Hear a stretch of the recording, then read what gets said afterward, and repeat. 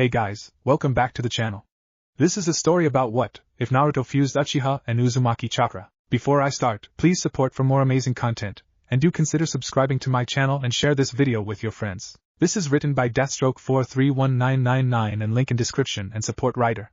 Let's start the video. Prologue. In the village hidden in the leaves, people help each other, work together, and carry their predecessor's will of fire. The first Hokage of Konohagakure, Hashirama Senju, and fellow shinobi Madara Uchiha built this village. But in this nation there is one child who despaired and plots his revenge against it. His name is Obito Uchiha. During the Third Great Shinobi War, Obito sacrificed himself to save his teammates, Kakashi Hatake, and childhood love Rin Noira. The Leaf Shinobi thought he had met his doom under those rocks. However, fate seemed to have other plans in store for him. His ancestor, once thought long dead, saved Obito. Madara Uchiha took him in and trained him with the intention of grooming him to succeed his legacy. Upon discovering Madara's intentions, Obito rejected him and sought to rejoin his village once more. Anguish coursed through him as he stumbled upon Kakashi, his brother-in-arms, the person he gave his life and Sharingan eye for, shoving his Chidori jutsu through Rin's chest. Obito snapped. From that day forward he decided that he is going to make a world full of peace and where aspirations were rewarded. Obito was standing in front of a secret underground complex. Today was October 10th. This is the place where his sensei and his sensei's wife are due to deliver their child. As the Jinchuriki for Kyuubi the nine-tailed fox, Kushina's pregnancy, the date and the place of delivery was kept secret from village. Some people like clan heads, elders and the third Hokage knew about it. But people like Danzo are always lurking in shadows for an opportunity to capitalize on the situation. It was piece of cake for Obito to manipulate Danzo into spilling the location. Now he is standing in front of the complex. Inside complex. Come on Kushina, you can do it, Minato said, soothing his wife with his encouragements. Within the hidden complex, Minato was surrounded by medics and the wife of the third Hokage. Suddenly a cry echoed throughout the room and a child with blonde hair and 3 whisker marks on each cheek took his first breath. Naruto Uzumaki Namikaze, son of the fourth Hokage, was born. Kushina gazed down at her son, exhausted but utterly smitten with her child. Minato stood with an arm around her while the other hovered just above Naruto's chest. Disbelief colored his features and breathless laughter escaped his lips. However, their happiness was short-lived. Dread sunk in when the first of the ANBU Black Ops squad fell in a spray of blood. The remaining members of the squad tightened their ranks and formed a barrier to protect the new family from the masked intruder. Though it made little difference, as the individual made quick work of the elite shinobi despite their prowess, and the midwives in attendance. Anticipating the oncoming attack, Minato intercepted the assault on his son, and used his signature time-space jutsu to teleport Naruto to the safe house. Using the Hokage's disappearance as the chance he needed, Obito released the nine-tailed fox from a struggling Kushina. After a flash, Minato reappeared and teleported Kushina back to Naruto. Minato watched as his wife rushed over to Naruto, hugging the crying child to her chest. Determination set on her face as she looked over to her husband. Go, she said, understanding coursing between the married couple. Minato nodded, understanding that his duty of husband and father was complete. It was now time to complete his duty as a Hokage. Obito wisely used the time during Minato's disappearance to subdue the nine-tailed fox with his Sharingan dojutsu. The mighty beast bent under the will of the masked shinobi, its warped mind now focused on attacking the village. Minato made his reappearance shortly after. Who are you?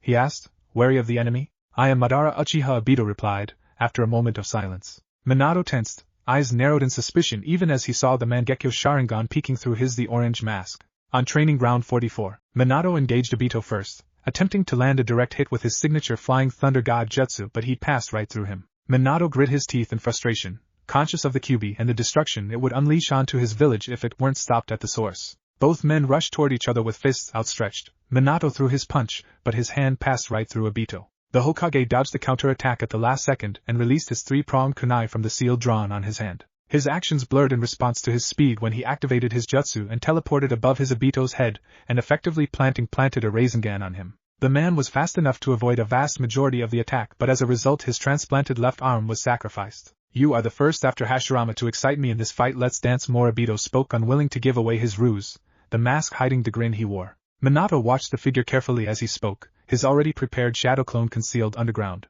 Why are you attacking this village? Asked Minato, distracting the other from his true objective. Well, I was getting bored, plus I have some score to settle with this village. Obito taunted childishly. As soon as he finished his words, a clone came from burst out of the ground underneath him and planted a contract seal on him. Well, you won this time, fourth Hokage. But next time will be mine, because next time I won't not hold back. Obito spat before he disappeared in a vortex. He was holding back all this time, thought Minato. Before setting it from his mind and focusing on his next opponent, the nine-tailed fox. He disappeared in a swirl of leaves back to his safe house where he collected his Hokage attire. He approached Kushina. Dear, how are you? Asked Minato. I am fine, Minato, but what are gonna do about the Kyuubi? questioned Kushina. Minato looked towards Kushina with frown and said, I am going to seal 9 tails inside Naruto. Kushina instantly hugged Naruto with teary eyes.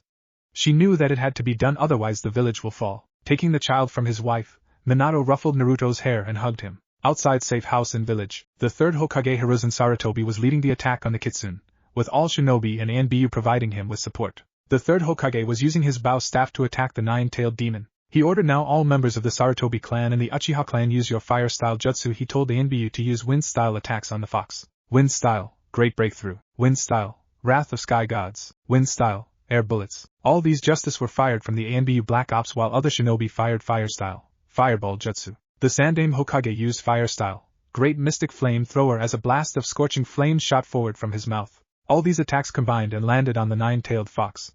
The revered Inosuke team used their combined jutsu. Shikaku attached his shadow to Choza as he engaged his spiky human juggernaut technique, and Inoichi used his mind transfer jutsu to lock onto the Kyuubi. Choza his target, forcing the fox back with the force of his attack. This enraged the fox more as he prepared for his tailed beast bomb, shot it forward towards all shinobi who were fighting him. Everyone tensed and their bodies stopped working as it got closer to them, but just as it was about to hit them, a flash of yellow was seen throughout the area, and there stood their leader, the fourth Hokage, Minato Namikaze. Without wasting any time, Minato teleported the fox to a secluded location away from the village. He summoned Gamabunta and pinned the 9-tailed fox to the ground. He returned with Kushina and the bundle in her arm. Kushina was still very weak. Gamabunta was having a trouble with keeping the fox pinned on to the ground, so she used her adamantium sealing chains to secure the beast and keep him in place. Minato looked towards his son and his loving wife and said, Kushina, I'm going to use the forbidden jutsu that you taught me, so please take care of Naruto. These words made Kushina emotional. Using this opportunity, Fox got rid of one chain, and his arm shot forward towards their child. Minato saw this and covered Naruto using his body, but failed to see his wife behind him doing same, and a claw pierced them both. Minato was on his last legs, so he started going through hand signs. Forbidden art sealing. Reaper death seal, he said. Minato split the demon's soul, placing inside himself and half inside Naruto. Both Kushina and Minato were crying because they were not able to see their beautiful baby boy becoming a strong young man. They are going to miss his first steps, his first words, his first birthday, his induction in academy, his graduation, his first date. They are going to miss all these things. They are going to miss their son. The third Hokage was rushing towards them. He saw the fox being sealed inside the fourth Hokage's son. Minato saw Sarutobi through teary eyes and said, Sarutobi, please take care of Naruto. My last wish is to be him seen as hero who saved village from the 9-tailed fox, and give him this scroll when he graduates. After saying these words, both Minato and Kushina departed from the land of the living and prepared for their journey in the afterlife. Hiruzen watched the man he thought of as a son die. He then picked up Naruto and returned towards village. Soon all villages came to know that the yellow flash of Leaf Village, the fourth Hokage, has fallen in a battle against the 9-tailed fox. All shinobi who had fallen in battle got a very proper and respectful burial. Everyone was present for the funeral except for the copy ninja Kakashi Hatake, who was at the memorial stone. Rin, Obito, and now you sensei, how I am gonna live without you, wondered Kakashi.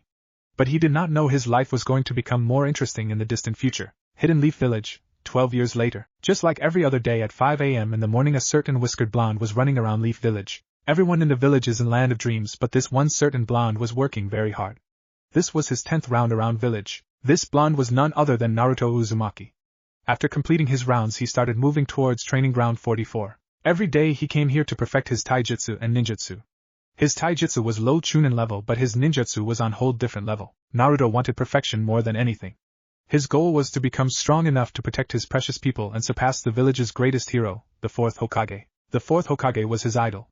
As he was going towards training ground 44, a boy in a green spandex suit spotted him. Here we go again, Naruto thought. The spandex green wearing boy came towards Naruto and said, Naruto, what an excellent demonstration of your flames of youth. They are burning very brightly today. How about a spar? Sorry Lee, not today. I am not at full capacity after our last spar from yesterday.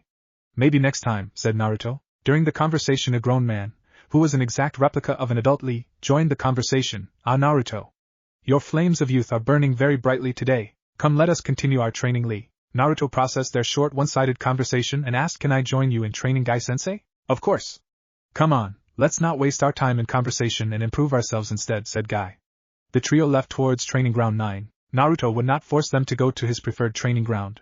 He was joining their training session. After an intense training session with Guy and Lee, Naruto looked in his watch and saw that it is 9:30 a.m. He soon left the training ground, but not without thanking Guy and Lee for training with him. Now Naruto, as Naruto was moving towards the academy, he spotted the Ichiraku ramen stand.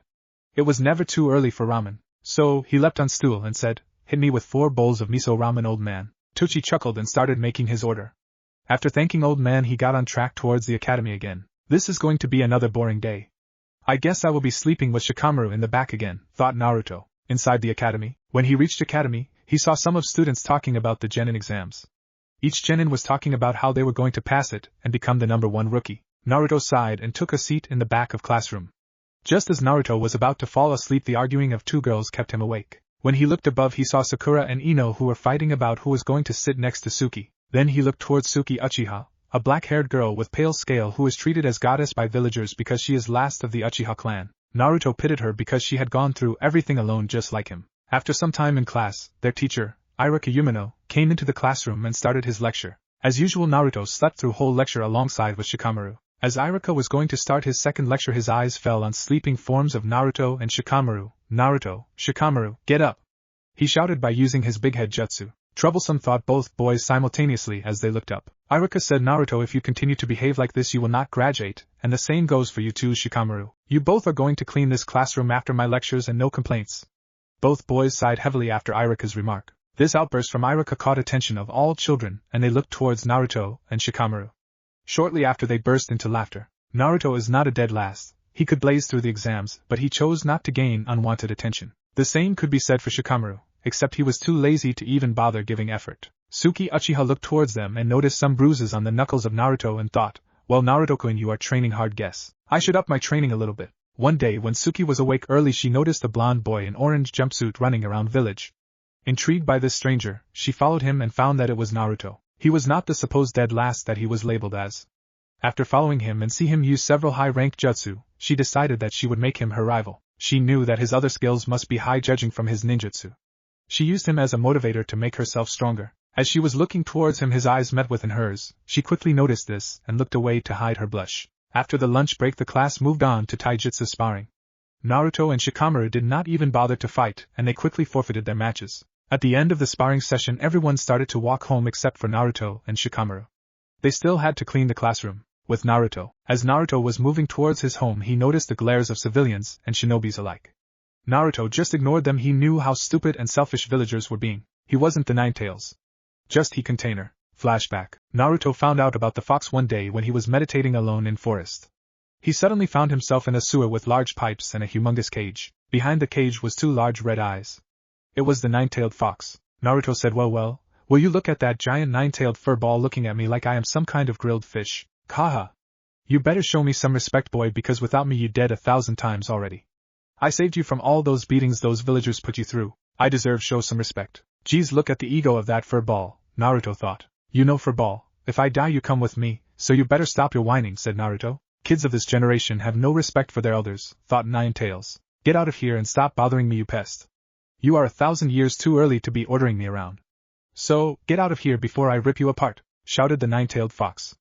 After that event, Naruto understood why the villagers hated him. Flashback complete. How foolish, he thought. As he reached his house, he noticed some graffiti on his door.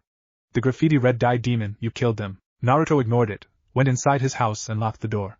Since people hated him, Naruto used to eat only ramen at Ichiraku. But after learning that it has no nutritional value, he started eating some healthy food. The problem was no one sold him any food. So, he started hunting and gardening. He knew every day was not a hunter's day, so he planted some plants for food source. If Naruto ever thought of retiring, then he was sure he would be a great chef. His cooking skills are very good. The third Hokage also praised his cooking skills when one day he followed the delicious smell of grilled fish and found Naruto made it. But today Naruto was tired, so he settled with a cup of ramen and went to bed.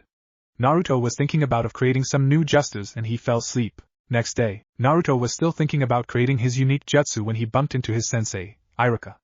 Naruto, watch where you are going, said Iruka. Naruto just nodded, then an idea popped into his mind. Iruka-sensei, something is on your back, said Naruto. As Iruka looked back, using this opportunity, Naruto pickpocketed his ninja ID card and said, "My bad, it's nothing," and rushed away from him. After creating safe distance, finding a secluded place, he transformed into Iruka and started to march towards Ninja Library. Naruto always wanted to visit this place, but the receptionist always denied him entrance, so he started using transformation. High-ranked jutsu required a ninja ID card which he lacked, but today he will try to get all those jutsus without any problem. He walked towards receptionist, showed his ninja ID card and marched towards upper floor. He read all the scrolls and found all of them were nature manipulation jutsu. He frowned because he was too early to start nature manipulation and his wind element has very low-level jutsu on it, which he already knew. So, he left the library and went to Ichiraku Ramen.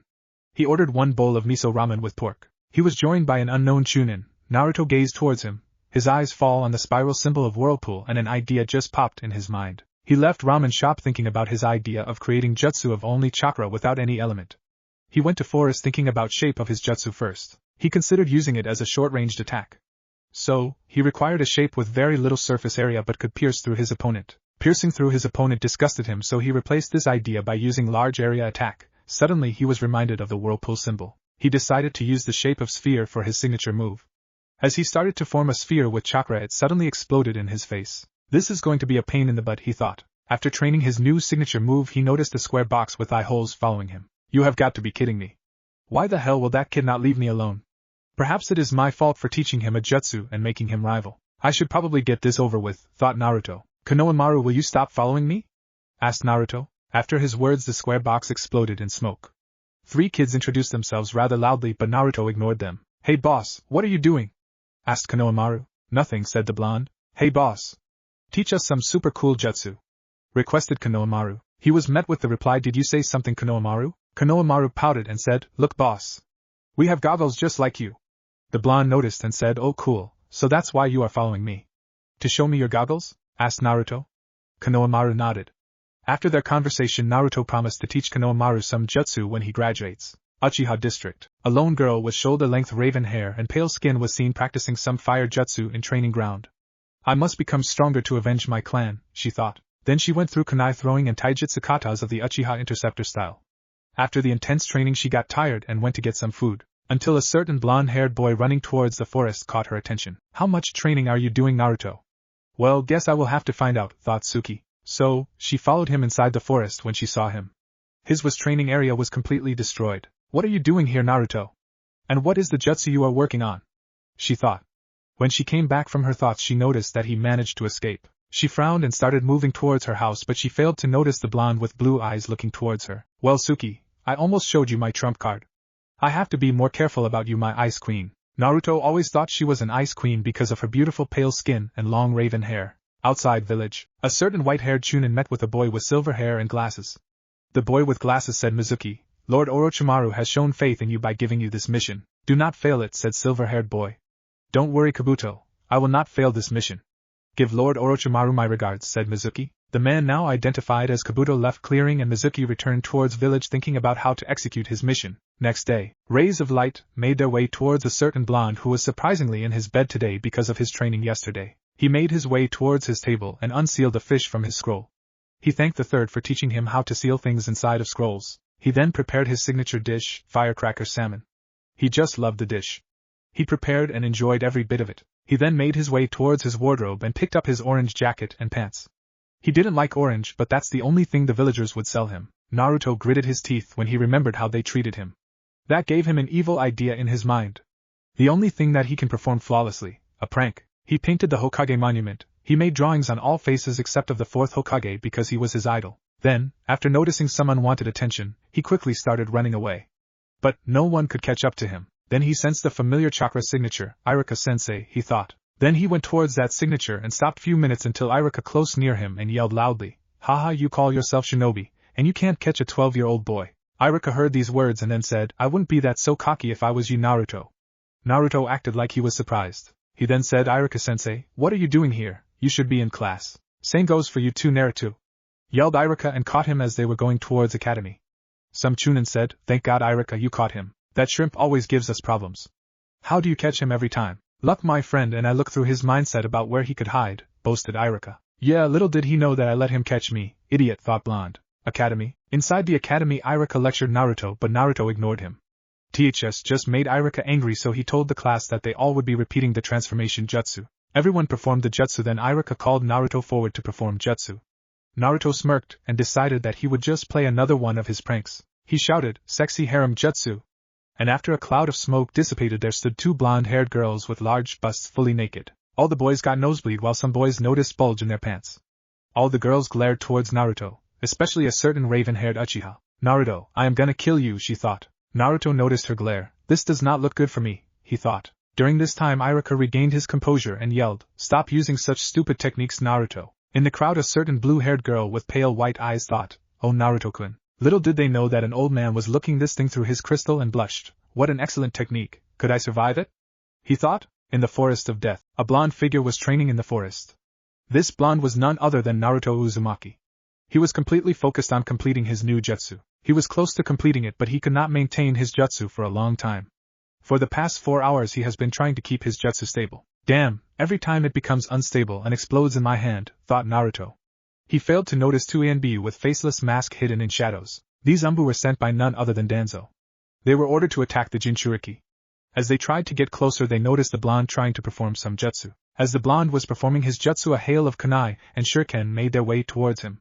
He jumped out of their way and noticed two Anbu with faceless masks.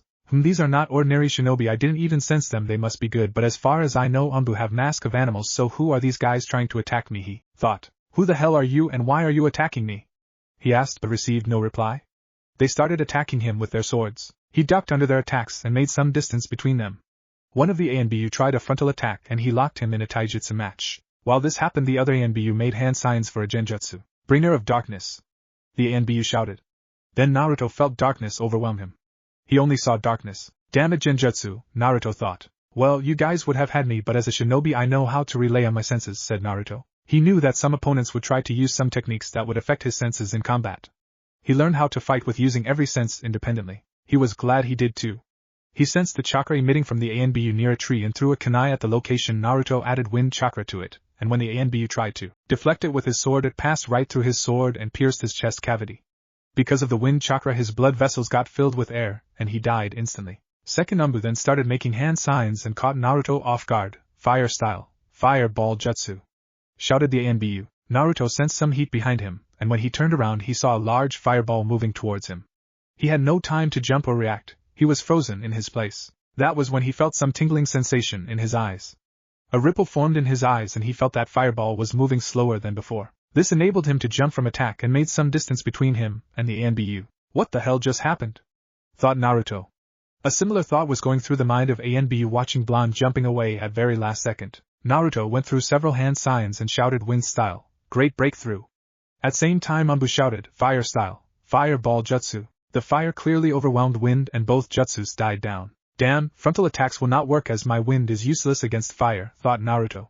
He again went through hand signs and shouted wind style. Air bullet. The Anbu again countered with a fireball. Then Naruto noticed kunai with exploding tags attached to it following the fireball. When Naruto noticed this, he substituted himself with a falling leaf and transformed himself into a leaf so the Anbu would not see him. The Anbu moved back towards the tree, which was the last mistake of his life. A leaf transformed into Naruto with some kind of blue chakra ball in his hand and Naruto hit him with his jutsu. Take this, you bastard, he shouted. As the jutsu made contact with the Anbu got blown away with a force, killing him instantly. Damn, I didn't know this jutsu could cause such destruction.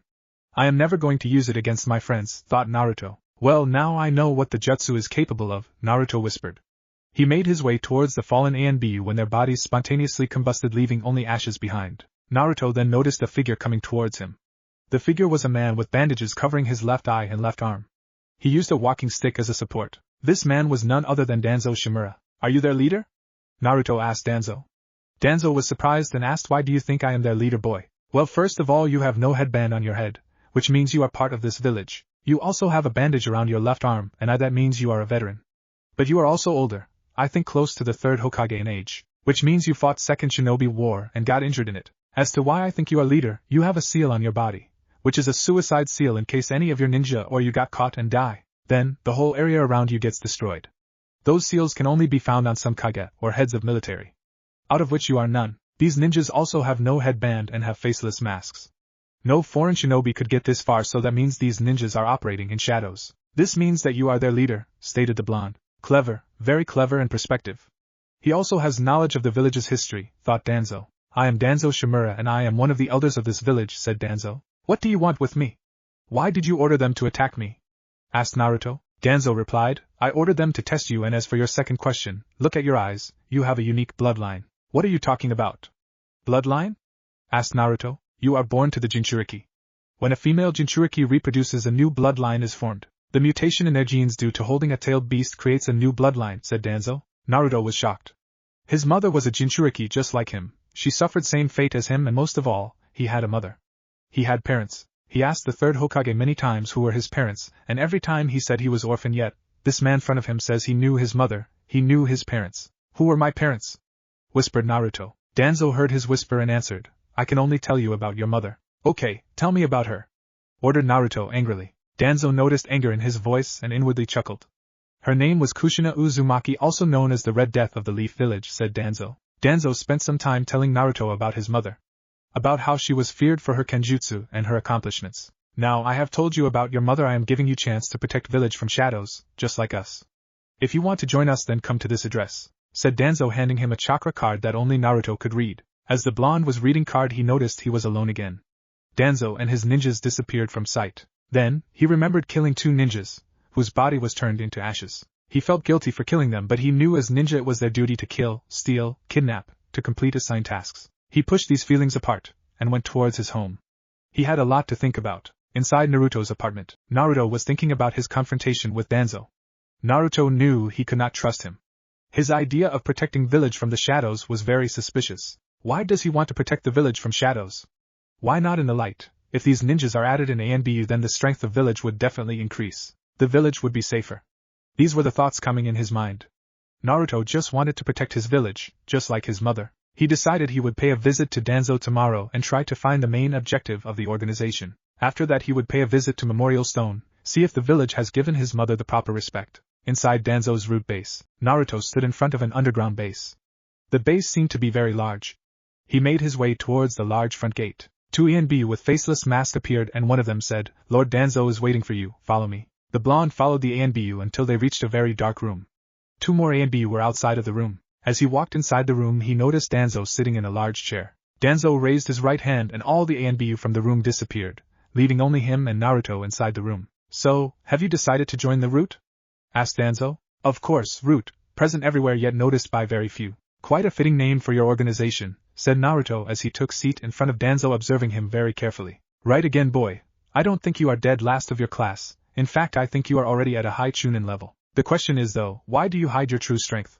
You could be a Chunin already, said Danzo. A true ninja never shows his abilities unless it is a life-threatening situation, replied Naruto, and then he wondered, what is your main plan, Danzo? Danzo, impressed by Naruto's answer, questioned him again. So you are ready to join root? I will, but I need you to answer my question first, said Naruto. Danzo observed the blonde boy in front of him, and wondered, what game are you playing, Uzumaki?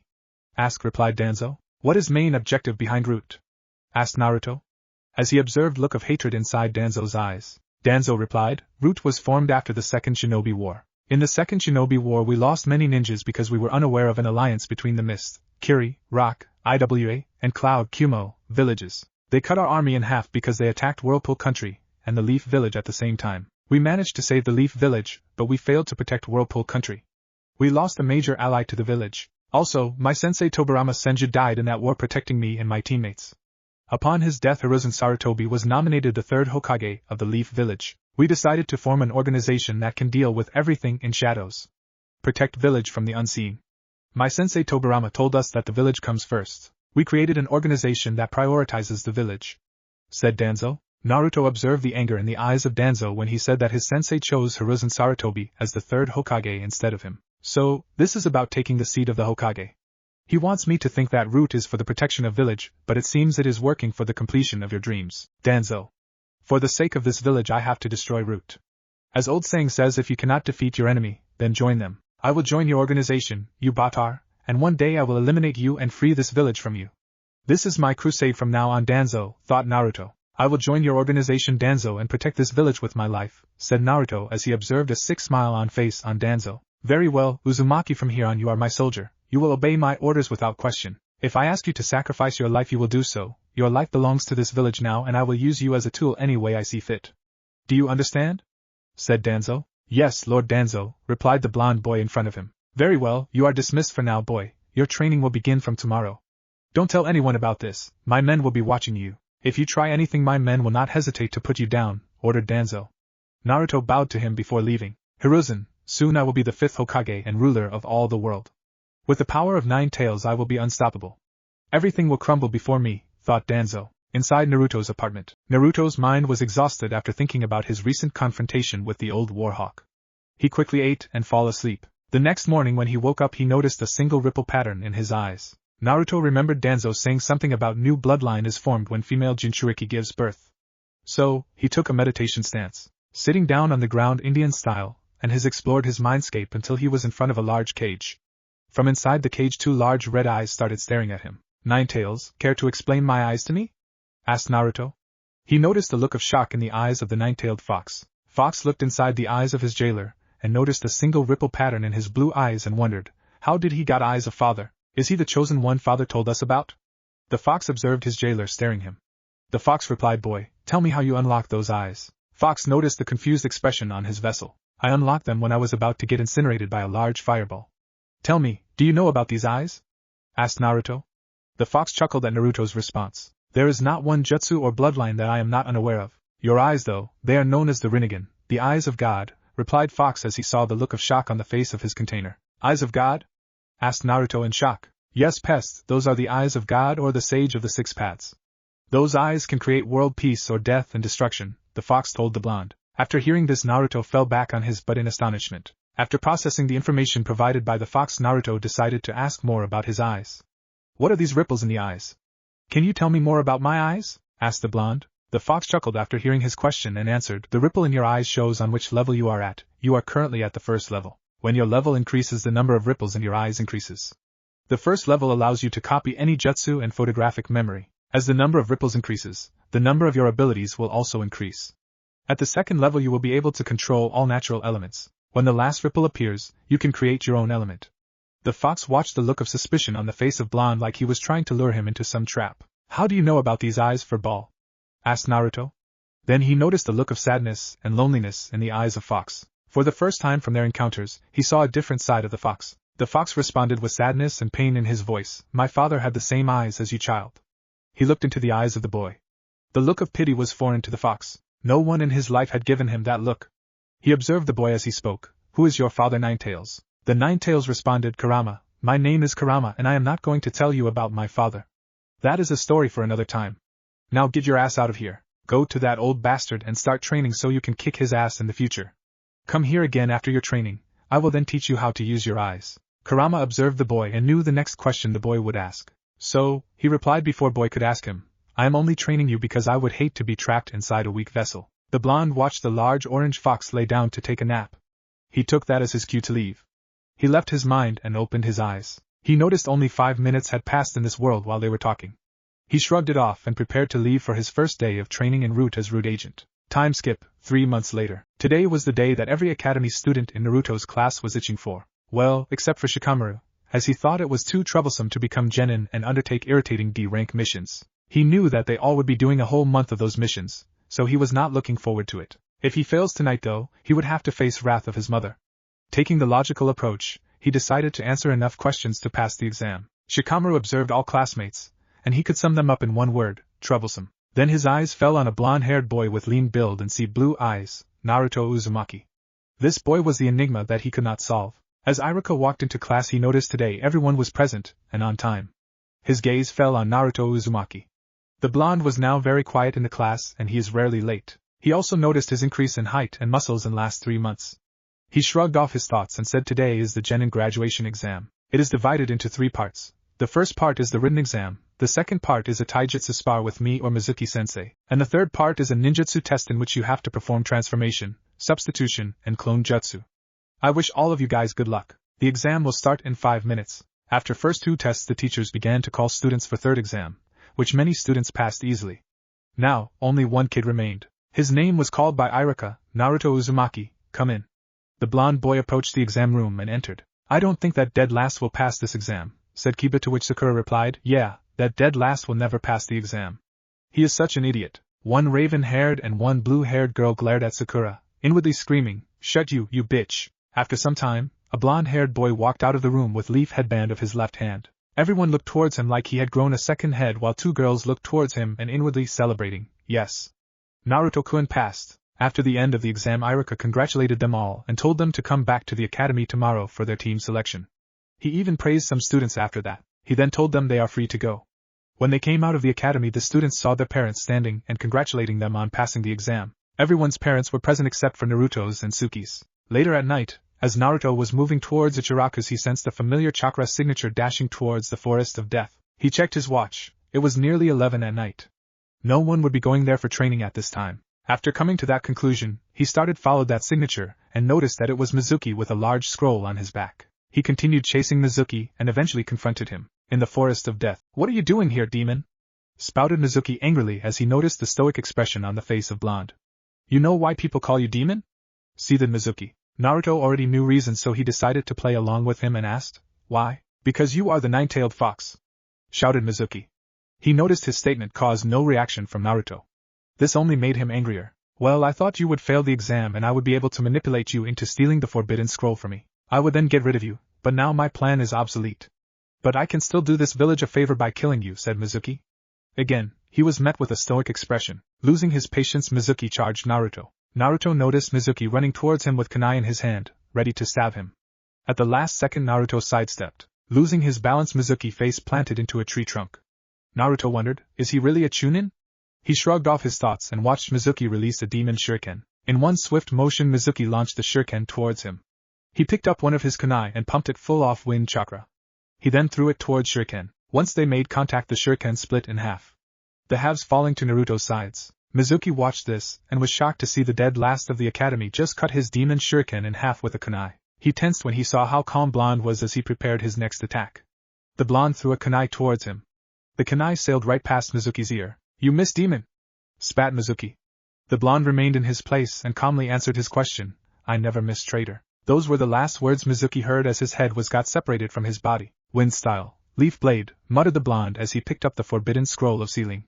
Just then, an idea popped in his mind. Naruto opened the scroll and started reading it, not before activating his Rinnegan. After a half hour, he had successfully learned all the hand signs and theory of each jutsu in the forbidden scroll. Like a child who just got a new toy, he decided to try out a jutsu. He started practicing the Shadow Clone Jutsu, AB rank jutsu. He was interested in this jutsu because he found that clones could share memories and can also perform ninjutsu.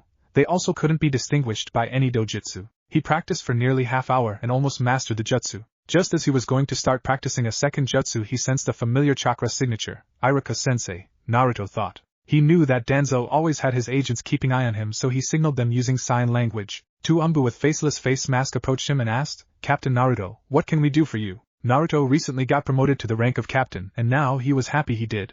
As he replied, "Take care of traitor's body." Both Umbu nodded before disappearing with the body. The Blonde then waited for Iruka-sensei to show up. After around 5 minutes, Iruka found Naruto with the scroll of sealing on his back and asked, "Naruto, where is Mizuki?" Naruto noticed his look of suspicion Iruka and replied, "I transformed into the third Hokage, scared him and took the scroll.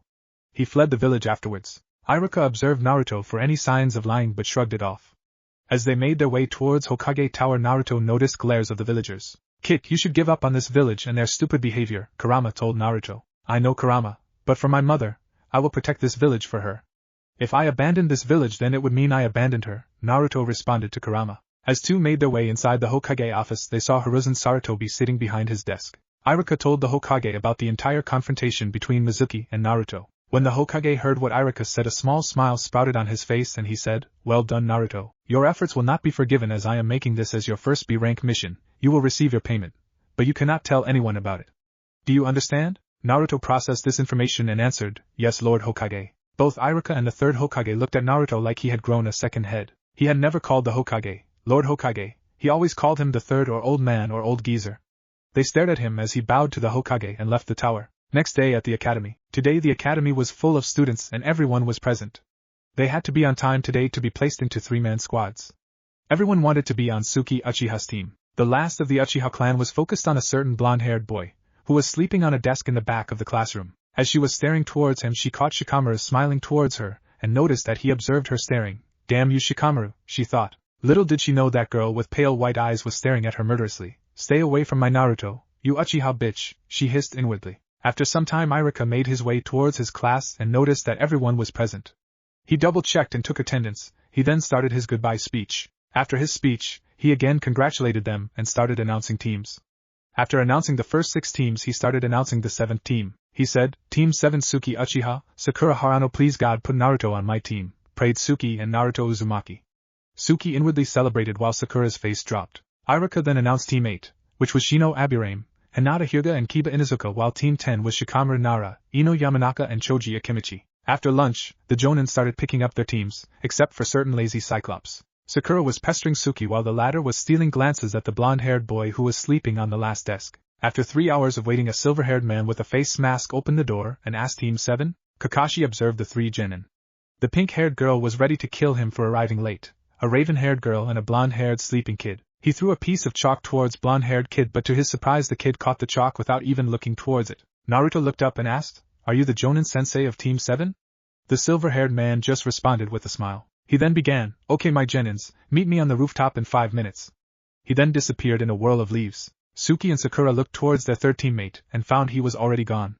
Surprised, they both took the stairs to the rooftops. On the rooftop. "Now that we are team, I think it would be good for everyone to introduce yourselves," said Kakashi. Looking at their confused faces he started, "My name is Kakashi Hataki. My hobbies are reading. My dream for future is to retire and read without any disturbance. I like reading and I dislike people who disrespect my love of reading books. You next, Pinky?"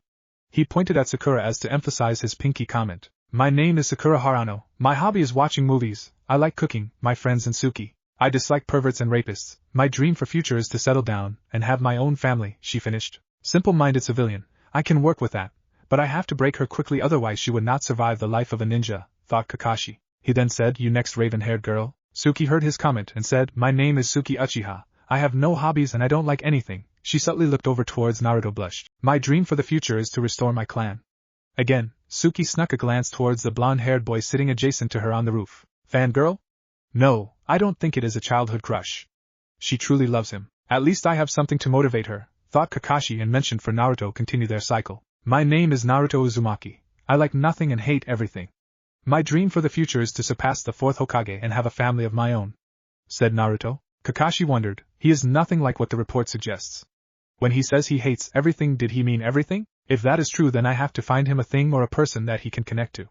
Something to keep him attached to the leaf. Kakashi observed their faces and said, "You are all unique. We will have to see how good all of you perform as a team, so tomorrow you will have your real genin exam. The chances of passing the exam are 33%. Come to training ground 7 at 5 in the morning. Do not be late." When Kakashi finished his statement, he disappeared in the shunshin. The 3 genin just looked towards each other. Suki wanted to go to the lunch with Naruto but did not voice her thoughts. Sakura wanted same with but with Suki as a guest instead.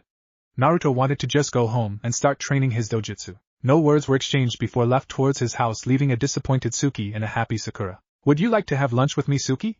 asked Sakura, to which Suki replied with glare and walked back down the stairs. Next day, at training ground 7, everyone arrived at the training ground at 5 in morning. It was now 8 and Kakashi was still not here. On the training ground Sakura was pestering Suki while their blonde-haired teammate was sleeping. Suki was staring at him while thinking, "Naruto looks very cute while sleeping." After another half hour Kakashi appeared and apologized to his students. "Sorry, I got lost on the road of life." His sentence awarded him very dangerous glare from Sakura as he chuckled inwardly. "Okay, you all have 4 hours to get these bells from me, and remember you have to come at me with intent to kill. If you are not prepared to kill me, then you have no chance to get these bells.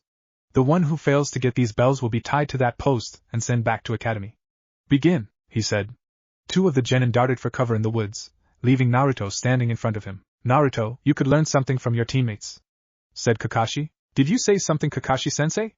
Naruto asked uncaringly. If Guy found about this, my reputation would be destroyed, Kakashi thought as he reached for his back pocket. He pulled out his book only for a kunai to pierce its spine, splitting the book in half. When did he move?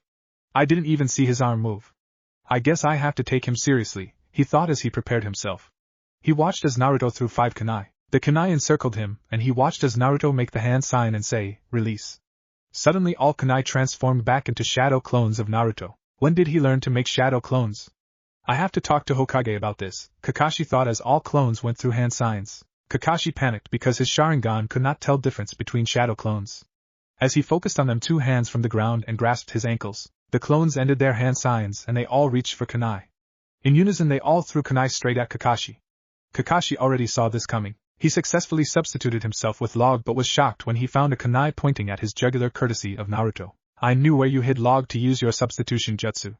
So, I already created a shadow clone and transformed his into this stone, and when you used your substitution jutsu I substituted myself with this clone," said Naruto as he took 2 bells from him. Sakura and Suki just looked like their teammate had grown a second head. They were shocked. How did Naruto make one of the Leaf's best jonin look like a kid? How did Dead Last manage to get both bells? thought Sakura. Naruto, how strong are you? I need to catch up to you if I want to stand with you, thought Suki. He is not a dead last. He prepared for this from the very beginning. He scouted the battlefield first, found my log and planted a bug on it. Sensei, your son may just surpass you, thought Kakashi as he asked. Now Naruto, you got both bells, so which of the girls you will give the other? Naruto chuckled as his two teammates got out from their hiding spot and came towards him as he said, Suki and Sakura take the 2 bells. Sakura was pleased and quickly got one while Suki asked him, what about you, Naruto? As you know, this test was not to measure prowess of an individual member but to work as a team and complete your mission. Am I right, Kakashi-sensei? Asked Naruto, to which Kakashi smiled. Very good, Naruto, you have found the real meaning of test. Also, you captured the 2 bells from me.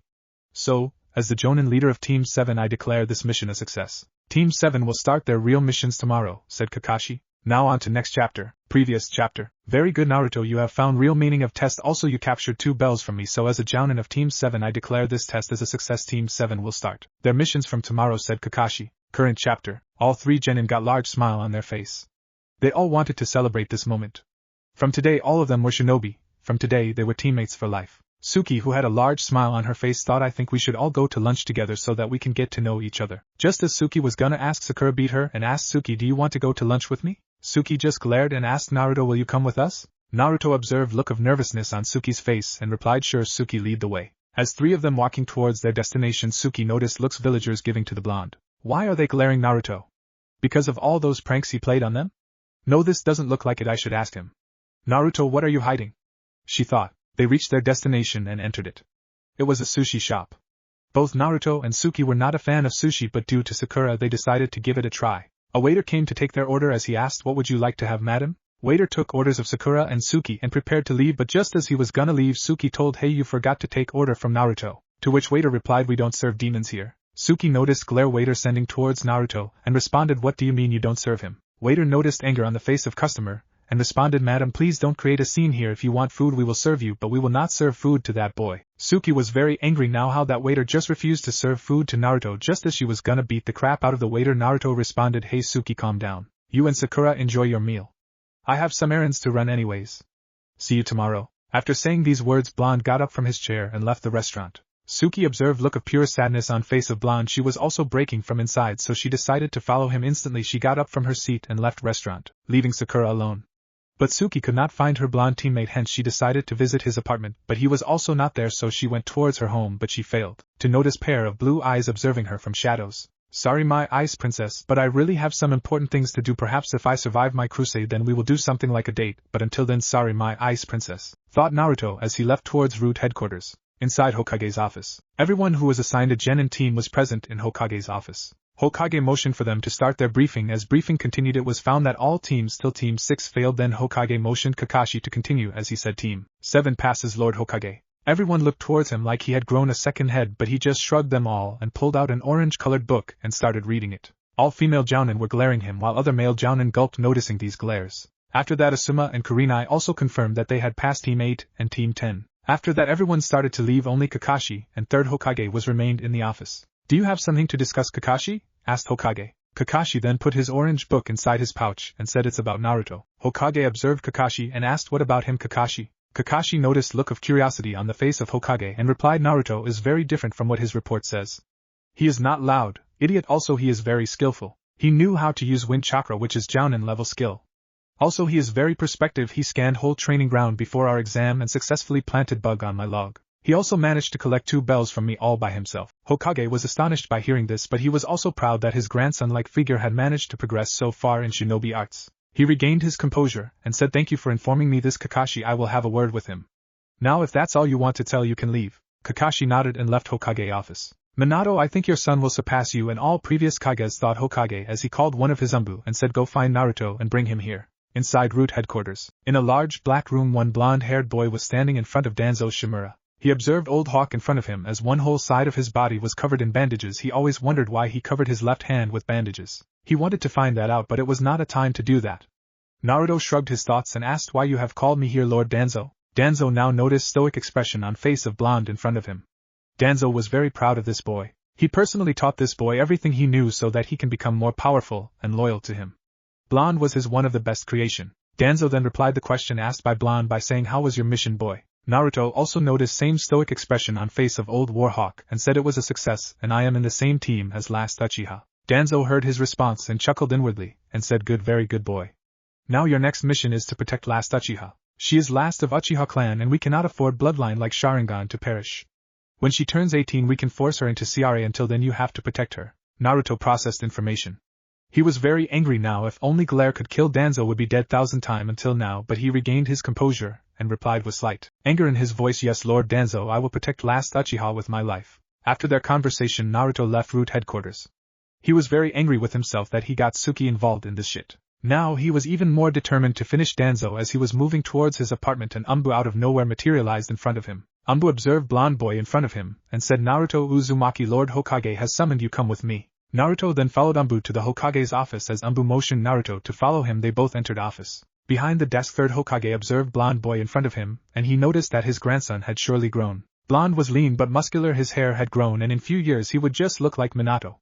Hokage then mentioned Umbu to return to his post, to which Umbu nodded. How are you Naruto, it's been a long time since we are meeting, asked third. I am fine Lord Hokage, any special reason you summoned me here? Asked blonde. Hokage observed blonde in front of him and noticed that his sweet talk was not going to work, so he directly asked Naruto, your sensei has told me everything about skills, so will please explain yourself? Naruto noticed serious expression on face of Hokage and learned that he had to tell everything to Hokage, so he told, will you please tell these Umbu to give us some space? Horizon was astonished that boy in front of him had managed to sense best Umbu present in room. He then motioned some hand signs for Umbu to leave them alone. After Umbu left them Naruto applied silencing seal on the walls. Naruto, when you learn sealing it is one of the most complex art? Asked Hokage. Naruto now started to explain everything to Hiruzen about his bloodline, Root and his plans for future about Root. As Hiruzen was listening to the blonde colors on his face started to disappear. He learned that blonde in front of him was the deadliest shinobi in his village and captain of Root Squad 45. Hiruzen felt ashamed by his own foolishness to trust Danzo, but now he was paying for it. Lord Hokage, when Danzo tries to start his revolt I will eliminate him and his entire Root force, said Naruto with full of seriousness as he turned towards Hokage, who was now looking towards blonde like he was some kind of alien. Hokage observed blonde for any signs of weakness but found none. This man in front of him had taken all the dirty work on his head for sake of village. He knew if Danzo successfully revolt then everything will perish, there will be no more peace, only war, as old Hawk always wanted Leaf Village to rule the world. Hokage returned from his thoughts and said, Naruto, why are you doing this alone? You know we can all strike against them when they attack. Naruto just chuckled and said, I know Lord Hokage, but village will torn apart itself if they found out about Root. Also village will be caught in a civil war. Such kind of civil war will be an opportunity for other villages, as village already hates me. I can bear their hate for my whole life and make my mother proud by saving this village. After hearing these words Hokage looked towards blonde with whole new respect. He removed his Hokage hat from his head and bowed in front of him, and said, I Hokage of village hidden in the leaves, grateful for your services Uzumaki. Naruto, we are blessed to have a loyal and faithful shinobi like you in our ranks. Naruto just shrugged and said, don't worry Lord Hokage, it is duty of every shinobi to be useful for their village. I am just only following my duty just like my mother did. Sarutobi then moved back towards his desk and pulled out a scroll with whirlpool symbol on it, and threw it towards Naruto, and said, it's scroll which your father asked me to deliver you when you graduate. I was planning to give it after you become churning, but due to these unexpected circumstances I am giving it you now. It has blood seal on it, so you just need to add a drop of blood on it. Naruto was shocked today. He was gonna find out about his father, so he left office, but not before bowing Hokage. As blonde left office Hokage wondered, Minato, Kushina, forgive me for setting your son on such a path. Rest of his life he will have to bear hatred of Leaf, the village for which you both sacrifice your lives. Forgive me Minato, and forgive me Kushina. Naruto's apartment. After collecting scroll Naruto quickly rushed towards his home. He entered his house and opened the scroll and started reading it. Inside the scroll, Naruto, if you are reading this then me and your mother both are dead. Yeah, it's really drag, but I am your father. You would know me as 4th Hokage. I am Minato Namikaze. Well, if I am died then it must be because I had to seal QB inside you. Yes, I know your life must be hard without me or your mother, but please understand that I am Hokage, and for Hokage village is his family, so I protected my family, but I was unable to protect your mother. Please forgive me for my actions. I can understand if you hate me, but just please don't hate your mother. About your mother, her name is Kushina Uzumaki. She is from Land of Whirlpool. Land of Whirlpool is your motherland. It was destroyed in Second Shinobi War, so it should be barren land by now, so if you like you could use that as your training ground. Again, I am sorry my son for putting this burden on you. I have asked Jiraiya and Kakashi to look after you, so I know they would take good care of you. Be strong, son, and surpass me and your mother and become a good man unlike me, your father, Minato Namikaze. After reading the scroll, small drops of water started oozing out from the eyes of blonde as he processed all information. He is son of Yellow Flash, the 4th Hokage. Just reading that line satisfied him that his father was hero who saved village by sacrificing his life. He would follow his father's example and save village. Just wait mom and dad, I will make you both proud by saving village, thought Naruto. Inside scroll he found a photo of his dad and his mom. He just stared at photo thinking how would his life would be if they were alive. He shrugged these thoughts and fall asleep. Time skip after 1 week. Last whole week Team 7 performed 45 D rank missions much to the annoyance of 3 teammates. This was their 46th mission, which was to catch Tora cat. It was 10th time they were assigned to capture this cat. Suddenly a black blur shot from the branch and jumped into bushes. Kakashi responded from his earpiece, target is in bushes, we move on count of 3. All other genin said copy that. As Kakashi heard their responses he said 3. Now move on it. 2 female members of Team Sweat dropped hearing this while male member just caught the cat in net as it tried to escape from it. Nice work team, now Sakura carry that cat, and let's go, we have some more missions to do, said Kakashi with his signature eye smile. Sakura just glared her team before she picked up the cat and followed them. After some time they reached office as Kakashi said mission accomplished. Lord Hokage. Hokage just observed team in front of him and noticed annoyed look on everyone's face and said Kakashi, how about a C rank mission for your team? They had already completed enough D rank missions? Kakashi I smiled and said sure Lord Hokage, my team is more than capable for C rank mission. Good, now send Tazuna, and ordered Hokage as an old man in his late 50s entered office and noticed team in front of him and said so I get 3 genins and 1 jounin for my protection. Do you expect me to believe that they can defend me? I don't think that pink-haired girl even know how to fight. Hearing response of old man made Sakura mad, but she just ignored him because he was their client and asked what's the mission Lord Hokage. Hiruzen chuckled after hearing this conversation and said Team 7 your mission is to protect bridge builder Tazuna and escort him to Land of Waves. After discussing mission details Kakashi said okay, we will start our first C rank mission tomorrow, so be ready and pack everything for 1-month trip outside village. Meet me at 7 a.m. sharp tomorrow. Every member of Team 7 nodded and left office towards their respective home. Next day, as informed yesterday, everyone was present at selected spot. Tazuna was enjoying his sake while Kakashi was reading his favorite orange-colored book shamelessly. After confirming their formation and route they all marched towards Wave Country. Sakura was bugging everyone with her questions about Wave Country. After some walk they reached a puddle in the middle of road. Puddle of water in the middle of road. There was no rain in Fire Country this week. Must be enemy ninja, thought Kakashi. Pathetic. They consider themselves shinobi, thought Naruto as he looked towards Kakashi, who just gave him a nice smile. Naruto just shrugged as they passed the puddle. Just as they passed the puddle, 2 shinobi jumped out of the puddle and wrapped Kakashi in their chain and ripped him apart. Then they just ripped Naruto apart too, and now both were eyeing girls and bridge builder. Look girls, we just want bridge builder, so allow us to kill him and we can have some fun after that, said one of the 2 shinobi. Both girls were scared. In case of Suki, she was very pissed that this man in front of him had killed her only precious person, and she was going to take revenge for that, but just as she was about to move, a yellow blur just materialized and instantly slashed 2 shinobi in front of her. This was none other than her crush Naruto. Suki was now breaking as she saw her crush alive and healthy in front of her, as she just tackled him to the ground and started crying. Naruto tried his best to comfort her, as he assured her that he is okay. It took some time for Suki to realize that he is okay as she broke her hug and allowed him to stood up as she said, if you ever do something that again I will kill you. You understand that, Naruto, in very sweet voice. Her voice sent shiver down to his spine as he yelled, yes madam. Kakashi and Sakura were observing this whole interaction between 2. Former just I smiled while latter just glared Naruto. After this interaction Kakashi shifted his gaze towards bridge builder and ordered, we need to talk to Tazuna. Tazuna quickly recognized authority behind the voice and explained everything to Team 7. After hearing explanation they all agreed to complete mission on terms that after Wave Country becomes financially strong they will have to pay fees of a rank mission, to which Tazuna quickly agreed. After walking for some time they reached lake. Tazuna hired a boat and said from here on we all will travel by boat. They all entered the boat and observed boat making its way through crystal clear water. After traveling some distance mist started to envelope their boat. After some time their boat reached shore and they all started moving towards Tazuna's house. Suddenly Naruto threw a kunai into bushes. As Kakashi went to check he found a snow rabbit. A snow rabbit, it is very rare and used in substitution jutsu, wondered Kakashi as second later he heard Naruto yelling, get down everyone. Kakashi ducked while Naruto shoved Tazuna out of the path of a blade. As Team 7 watched, a black-haired man with no eyebrows and lean muscular body only wearing baggy pants materialized on the blade stuck on tree. The man eyed Kakashi and said, well, I am so lucky to encounter you, Kakashi of Sharingan.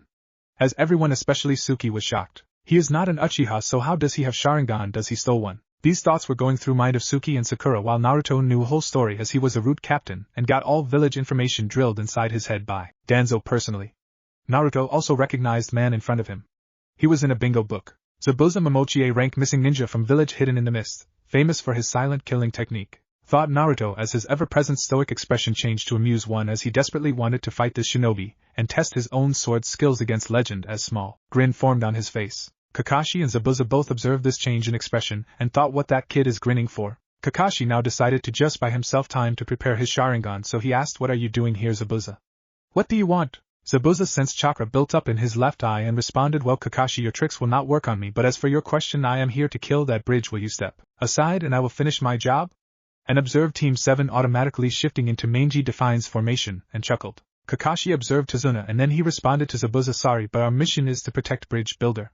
We will protect him with our lives. As he shifted into his taijutsu stance and also noticed increase in the amount of mist surrounding them. Hidden mist jutsu, shouted Zabuza. As he disappeared into mist. Kakashi watched this and uncovered his Sharingan eye and started to triangulate his opponent's position. A loud voice echoed throughout the area as it said lungs, heart, kidney, liver, brain, jugular veins, spine, larynx, 8 points, so many choices where to strike. Everyone got tensed and Sakura and Suki just froze, but Naruto was like he had nothing to fear about this demon as he just seemed relaxed. Kakashi eyed Blonde suspiciously and said, don't worry team, I will protect you with my life. Everything happened like it was happened in canon. Now Kakashi was trapped inside water prison jutsu of Zabuza. Run, take Tazuna and run, Kakashi was yelling from water prison as Zabuza created one water clone and it moved towards Team 7. Now is the time to move, thought Naruto as he just walked towards the water clone. Both Zabuza and Kakashi observed him and thought, what are you going to do, brat / Naruto respectively. He noticed worried expression on face of Kakashi while amused expression on face of Zabuza as he said, Suki, keep Sakura and Tazuna safe, I will take care of this situation. Everyone was looking towards Blonde like he had grown a second head as he unsheathed a blade from seal placed on his arm. Sword was slightly curved outwards near the handle while curled inwards near end. For reference, check Scorpion sword from Pop Warrior Within. He channeled his wind chakra through his sword and looked towards Zabuza. Zabuza instantly noticed what the blonde in front of him was trying to do as he substituted himself with his water clone. He eyed boy in front of him and said, so do you think you can defeat me in one-on-one duel, ah boy? Naruto just shrugged his question and said, come on, we don't have whole day you know, as he just watched pure anger cursing through Zabuza. Blonde engaged Zabuza in duel. His strikes were fast, but Zabuza was master as he dodged all of strikes effortlessly and countered effectively. Naruto soon noticed his opponent's strikes were getting faster. He cursed as some of the slashes connected with him as blood started dripping through his torso. Zabuza was also not faring too well against the blonde in front of him as some cuts formed on his arms. He winced when Blonde just ducked under his horizontal slash and strike him vertically right on his solar plexus. He was now starting to become unconscious. Also he felt his hold on water prison jutsu loosing. Then suddenly boy in front of him started to go through hand signs. Oh yes, how could I forget, we are shinobi too. He also started his own sequence of hand signs. They both stopped at same time. Wind style, air bullets, shouted Blonde. While at same time water style, great waterfall jutsu, shouted Demon in the mist. Everyone observed as air bullets moved towards waterfall and clashed on it, and a hole was formed in waterfall. Zabuza tensed as another wind bullet made its way through his waterfall. Just as it was about hit Demon, a puff of smoke formed and instead of air bullet, blonde boy with sword in his hand pierced him through his stomach.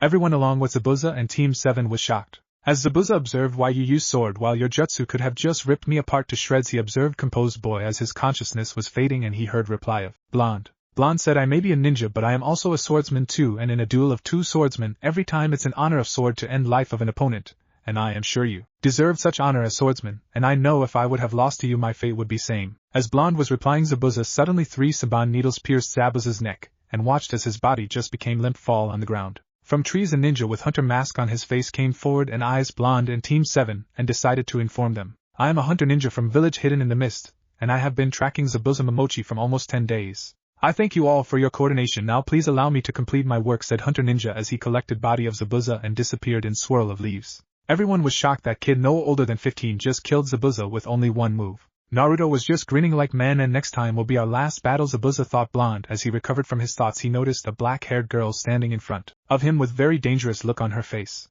He just gulped as girl just ready to beat the crap out of him. As she moved towards him, he was expecting a large bonk on his head, but instead he found himself in a warm hug. Enjoying this warm feeling, he hugged her back and massaged her back. Kakashi, who was now on the shore, watched 2 of his genin and thought, well, I got to inform to Master Jiraiya, these 2 will be best material for his research, as he just inwardly giggled.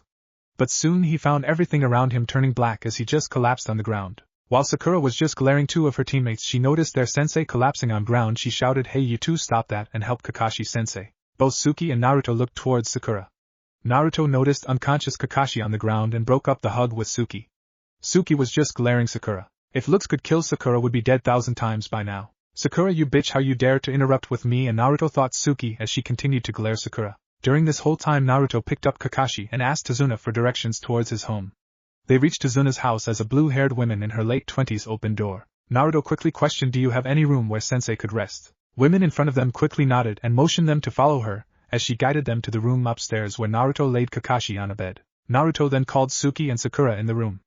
Three of them just observed Kakashi as Naruto informed them about strain that Sharingan puts on person. Suki just observed Blonde and thought, how does he know so much about Sharingan? She decided that she would ask him later. After some time, Naruto gained their attention and said, Suki, Sakura, our opponent Zabuza Momochi is still alive. After some time, Naruto gained their attention and said, Suki, Sakura, our opponent Zabuza Momochi is still alive. This exclamation of Blonde brought different reactions from his teammates. He observed a small smirk on face of Suki while he observed a look of concern and fear on face of Sakura. Suki wondered, how do you know that, Naruto? And observed him for a moment before she asked, how do you know he is alive, Naruto? Naruto noticed look of seriousness on face of his teammates, and decided to respond as he replied, did you observe what kind of weapon that hunter ninja used to kill Zabuza? Both of his teammates replayed whole confrontation in their minds, and suddenly it clicked in their mind that some kind of needle was used. Suki was furious because she couldn't see that until their teammate pointed it out while Sakura had confused look on her face. Naruto, noticing both of his teammates, decided to explain whole situation to them. He started explaining about Hunter Ninja. Blonde explained about their skills and top priorities. One of the most important of them all was to destroy body of their target on sight. After hearing this whole explanation about Hunter Ninja, Suki as well as Sakura came to the same conclusion about Hunter Ninja, that he was part of Zabuza's group. This explanation cost them a lot of time as it was already evening. Tsunami had already called them for dinner few minutes ago, so they all went downstairs and joined Tazuna and his family for dinner. Next day, everyone was sound asleep except certain blonde kid who was sitting on the roof of house thinking about his life, about his parents. He wondered how different his life would be if they were alive, but shrugged that thought as he promised them that he will surpass them. During his wondering in his thought, a certain raven-haired girl approached him and sat right next to him. She positioned her head on his shoulder. This touch brought Blonde out from his thoughts as he observed his teammates. Suki just enjoyed warmth. Blonde was radiating before she looked towards him and said, you are not alone, Naruto. Blonde just looked towards her and questioned, how do you know I was thinking about my parents? Suki just closed her eyes and grabbed his arm and replied, I know that look in your eyes. Your eyes are way to your heart, they tell me everything about you, Naruto. Naruto just gave her his one of the most sincere smile, and whispered, yes, my ice princess, same can be said about you, and remember you are not alone either, whatever happens I will never abandon you. Those words from Blonde comforted Suki before she replayed his words in her mind as her eyes widened. Ice princess. She thought, ice princess, seriously such a lame nickname, she said to Blonde and heard his chuckle. Come on, your skin is as beautiful as ice, and your hairs are beautiful than any princess. So it fits you perfectly, he replied. He felt some chilling breeze and covered her frame with his jacket. Suki blushed as he placed his jacket on her, and replied whatever dope as she tried to snuggle into him. After some time everyone was awake and Naruto and Suki made their way towards hall as they observed Tsunami preparing lunch while Tazuna reading newspaper. They both marched towards room of Kakashi and entered it. Both noticed Kakashi reading his orange book. Naruto just chuckled while Suki was glaring their sensei. Kakashi noticed her glare and placed his book in pouch and inquired, well, how are my cute little genin? Naruto decided to spoke up as he replied, everyone is okay including Tazuna. Kakashi-sensei. How are you? Kakashi replied his blonde student that he is fine by showing his signature eye smile. Naruto understood message and explained their sensei about recent confrontation. Kakashi just observed Blonde in front of him as he reminded him of 4th Hokage. After hearing whole explanation, Kakashi summoned his whole team in room and said, now as Naruto explained about the situation, we need to up our team training. So from today I will start teaching you all about chakra control. It is most important skill required for ninja. After lunch, Team 7 with Kakashi marched towards forest. Inside forest. So what are you going to teach us, Kakashi-sensei? Asked Blonde. Kakashi responded as well, today we are going to climb trees without using our hands. This statement caused both female members to look towards him like he had grown a second head while Blonde just chuckled. Kakashi noticed their looks and decided to show them demonstration as he started to walk on tree trunk vertically. Eyes of both females widened while Blonde reclaimed his stoic expression once again. Kakashi then threw 3 kunai towards his team and suggested focus the chakra towards sole of your feet and use it to connect to the tree. At first you need to run at tree so your momentum can take you as high as possible and use these kunai to mark your progress. All 3 members followed his instructions. After their first try, Sakura climbed whole way to the top while Naruto and Suki just climbed halfway before both back flipped and landed on their feet. Kakashi observed all of them and wondered whom Suki just applied too much chakra, because of which bark of trees shattered and she got thrown away from tree. While Naruto just did it perfectly until she was climbing, then he just cut off his chakra from his feet, but I don't know why he did that. What are you hiding, Naruto? It's too easy, sensei, exclaimed Sakura as she watched her teammates with smug. Kakashi smiled and replied, well Sakura, how about we move on to next stage? Sakura just nodded her head and started to follow her sensei. Kakashi observed his remaining 2 teammates and ordered you to continue this exercise until you reach to the top. After completing this exercise I will teach you both water walking, which I am going to teach Sakura now. And don't overdo it. He gave them and his eye smile and left towards lake followed by Sakura. Suki was very angry as Sakura just completed an exercise which she was not still able to do. Naruto observed her anger and went towards her and grabbed her waist from behind. This touch brought Suki out of her thoughts as she noticed Blonde behind her. Blonde comforted her by placing his chin on her shoulder, as he inhaled her vanilla scent, and whispered, "Well, that gives us some free time with each other, ah Suki." Suki, after hearing his words, blushed and turned her head towards his face. She gazed into his cerulean blue eyes while he gazed into her black onyx eyes. Suddenly he smashed his lips on hers. At first she was shocked but then started to kiss him back. They both parted from each other due to lack of air. Suki was blushing like a tomato while Blonde was also not faring too well. Naruto decided to take a lead as he said, "Well, my ice princess, come on, let's continue our training." For the first time she noticed something that made her heart flutter. "My ice princess," she thought, and squealed inwardly while blushing outwardly. Blonde noticed this and chuckled. "Okay Suki, you just need to focus only on chakra output in your soul and concentrate," he said while he just started walking towards tree and climbed on tree like it was nothing. Raven-haired girl observed this and asked, "Why didn't you climb whole way to the top on your first attempt?" "But if I did, I would not have had the opportunity to spend some time with you, ah Suki," replied Blonde. Small blush formed on her face as she started walking towards tree. She just absorbed whole information and followed his instructions and started to climb. To her surprise, she climbed all way to the top. After completing this exercise, she said, "Come on Naruto, let's go and find Kakashi-sensei so that he can teach us water walking exercise." Blonde just remained stoic before he replied, "No Suki-chan, I am going to teach you one of my favorite jutsu." She just stared at him with lust as she asked, "What jutsu, Naruto?" He just chuckled and replied, "I am going to teach you fire style, great flame thrower jutsu." After showing her required hand signs and explaining theory of jutsu, they practiced till evening. Suki was very happy today. She had found her precious person, and she was determined to protect this person. After their intense training, they went towards village some food and noticed that almost every shop was empty. Suddenly small hands gripped Blonde's pants. Both members of Team 7 observed small black-haired boy who begged, "Please, do you have some food? I am very hungry." This boy in front of them remembered Blonde of himself when he was younger. He lowered himself so that his face was level to that of boy and hugged the boy. Black-haired child first hesitated then hugged him back. Suki just observed duo and some tears formed in her eyes. His childhood must been really bad, thought Suki. Blonde parted from child and gave him some food that he stored in his scroll. He observed happiness in the eyes of child and questioned, "How many orphans are there with you?" Boy grabbed Naruto's hand and dragged him in the alley. Suki just followed the duo. After traveling some distance, they reached their destination. Naruto observed orphans. All of them were malnourished except for few, all of them in torn clothes. Now he noticed how bad situation was in this country. He only felt rage building inside of him against one man Gato. Blonde pulled out one sealing scroll. It was labeled as recent hunt, as he unsealed goods inside. Everyone's eyes widened as 2 dead deers and 5 dead rabbits were on the ground. He cooked it and fed every orphan. Suki was staring at Blonde with whole new respect, as she tasted delicious meal cooked by him, and wondered, "He cooks better than me. I think I won the jackpot," as she blushed thinking about her Blonde cooking for her. She was brought out from her thoughts when he put his hand on her shoulder. "Suki, come on, let's go. We need to hurry, everyone should be worried," Blonde said. They both marched towards Tazuna's house, but not before promising them that they would look after them. Inside Tazuna's house, they both entered Tazuna's house and took seat on dining table. Tsunami was preparing dinner for them. Both noticed their teacher chuckling perversely while reading his orange book.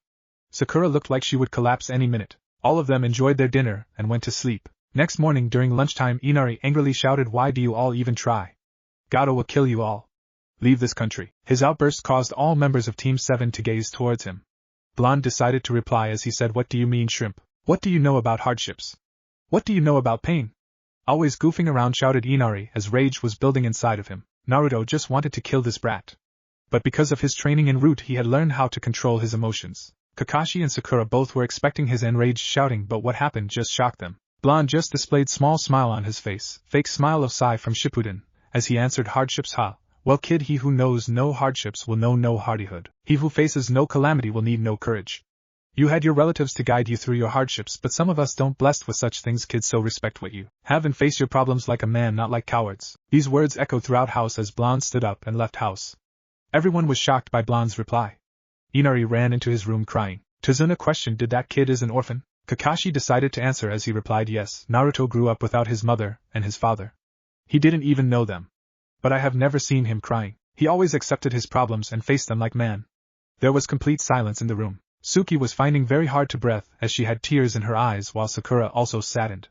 Tsunami was not faring too well. Suddenly Suki stood up and left the room following the blonde. Kakashi smiled after watching this reaction from raven-haired girl. With Naruto, he marched towards forest. He was very angry about that brat, and decided to release rage building inside of him, so he was looking for some clearing when he noticed a black-haired girl with very pale skin wearing pink kimono. He observed as girl picked up some herbs. So she is the hunter working with Zabuza. She doesn't looks like bad, maybe I should talk to her, wondered blonde. As he walked towards girl, Girl noticed some movement behind her, and quickly armed herself with a senbon needle ready to strike. Relax, I am not here to hurt you, said the blonde. As he walked towards her with his hands above his head, Girl noticed Blonde and asked, what do you want? Blonde observed Girl and her stoic expression, and replied, I am here to talk with you. For some period they talked with each other. Naruto found out that her name was Haku and also introduced himself to Girl. Girl prepared to leave when another raven-haired girl entered clearing and stood in front of her. Both females observed each other. Haku shrugged and left clearing, leaving Blonde and raven-haired girl alone. When Haku left, Suki glared Blonde in front of her and started walking towards him. Naruto observed her glare and gulped. He was expecting a bonk on the head, but instead he received her hug. She entangled her hands around his neck and quickly captured his lips in deep kiss. After their intense kiss, she parted from him, started crying as she asked, Why you never told me about your past? Blonde also positioned his chin on her shoulder and whispered, if I told you, you would hate me too. He tried to comfort her by rubbing her back. I will never hate you, please tell me why people hate you. Why they treat you like outcast?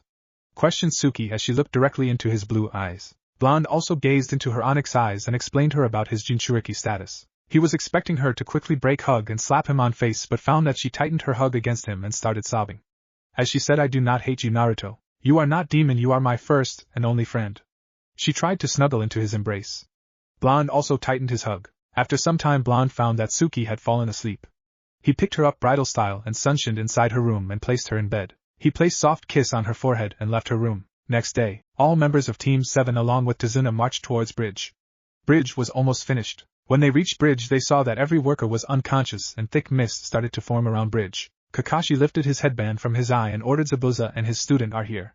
I will take on Zabuza. Suki and Naruto, you two take on his apprentice, while Sakura, you will protect Tazuna. Suddenly 2 ninjas materialized in front of them. They were none other than Demon of Mist Zabuza Momochi and his apprentice Haku. Zabuza eyed Kakashi and said, well, Kakashi of Sharingan, nice to meet you again, and hey blonde kid Todi, I will show you why I am one of the 7 ninja swordsmen. All members heard small chuckle which originated from Blonde. Zabuza and Kakashi observed him suspiciously as they both wondered what's wrong with this kid. All members prepared for battle. Naruto and Suki first attacked Haku while Zabuza and Kakashi were engaged in their taijutsu battle. With Naruto and Suki, both charged towards Haku at full speed. Blonde went for low kick while Suki went for high roundhouse kick. Haku noticed this and back-flipped and started throwing senbons towards them. Both members of Team 7 dodged senbons as Suki went through hand signs and shouted fire style, fireball jutsu. Large fireball made its way towards Haku, who went through her own hand signs as she shouted ice release. Protective ice dome and ice wall formed around her, protecting her from fireball. Blonde just watched battle between 2 kunoichis as he also started going through hand signs wind style, air bullet. He launched air bullets towards ice dome, destroying it completely. Haku jumped backwards as she observed power in his jutsu. Well, guess I have to use my signature jutsu, she said as some ice mirrors started to form around them, trapping them inside dome-shaped structure. Ice release. Demonic ice crystal mirrors, she said as she stepped inside one of the mirror. Both members of Team 7 observed as they could watch her in every mirror. Give up. You cannot defeat me. Even Zabuza cannot defeat this jutsu, she ordered. With Zabuza and Kakashi. Kakashi had engaged Zabuza in fierce taijutsu battle. Kakashi went for left hook, which was dodged by Zabuza as he went for horizontal slash, but missed Kakashi by some inch. Zabuza went through hand signs and shouted hidden mist jutsu. Suddenly very thick mist started to form around Bridge. Well, Kakashi, looks like your students are going to die.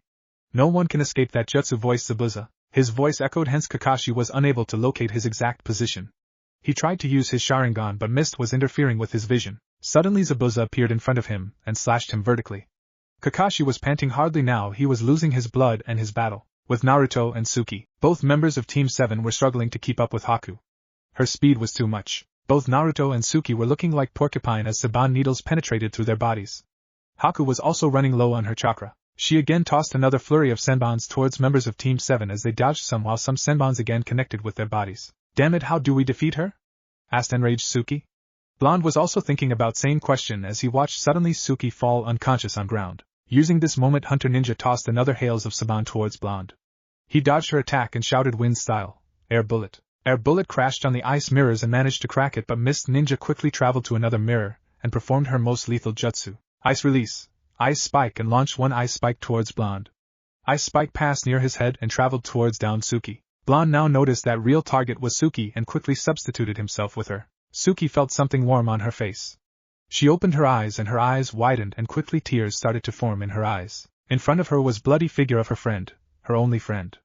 Ice spikes were emerging from his whole body as he fell limply on the ground. Suki, take care of yourselves and please don't go choose path of revenge.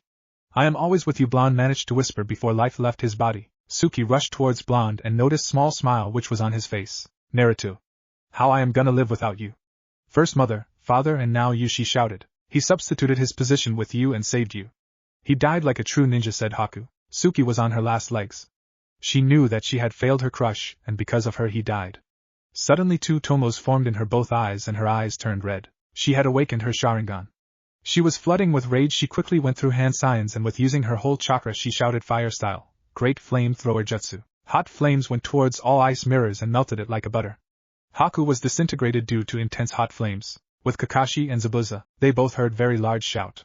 Kakashi looked towards mirrors with worried face while Zabuza chuckled. I told you, Kakashi, your brats doesn't stand chance against Haku. Well, Blonde was good swordsman, too bad his death was early, he would have become a great swordsman in future, voiced Zabuza. Kakashi was now on very low chakra and decided to finish his battle with Demon of Mist as he summoned his ninja dogs and ordered them to track and immobilize Zabuza. Zabuza was chuckling, but then suddenly some ninja dogs emerged from ground and immobilized him. Kakashi watched as his dogs captured Zabuza. He went through hand signs and formed his signature move Chidori. Zabuza watched as chakra started to form in the hands of Copy Ninja and sound of chirping of birds echoed in area. Kakashi pierced Zabuza through his heart and watched Demon of Mist fall on the ground. He rushed towards Suki and Naruto. When he reached his destination he observed body of one of his student on the ground.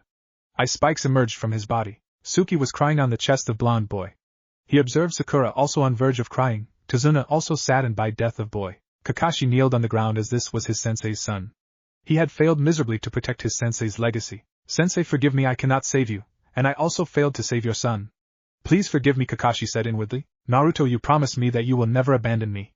Then why you left me alone in this world? There is no one in this world precious to me now, Suki wondered. Her eyes were now red and swollen due to crying. She was sobbing on his chest. That Naruto was idiot, but he did not deserve to die. Per Naruto, thought Sakura. That kid was something else. It's shame that he had to die. That kid had the hardest life in the world. May his soul rest in peace, prayed Tazuna inwardly. Soon news about death of ninja of Leaf Village spread throughout Wave Country. Today world had lost a bright ninja Naruto Uzumaki. Now on to the next chapter. Soon news about death of ninja of Leaf Village spread throughout Wave Country. Today world had lost a bright ninja Naruto Uzumaki. Whole village was gathered around bridge and everyone had tears in their eyes. Suki cried herself till sleep. Sakura was also sobbing lightly, but condition of Kakashi was worse.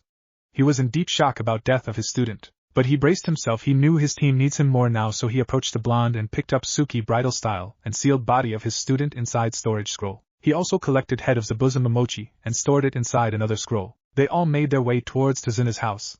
Kakashi placed Suki in her bed and ordered Sakura to take care of her. After some days Tazuna finished bridge and named it as Great Naruto Bridge to show his and Wave's gratitude to the blonde ninja.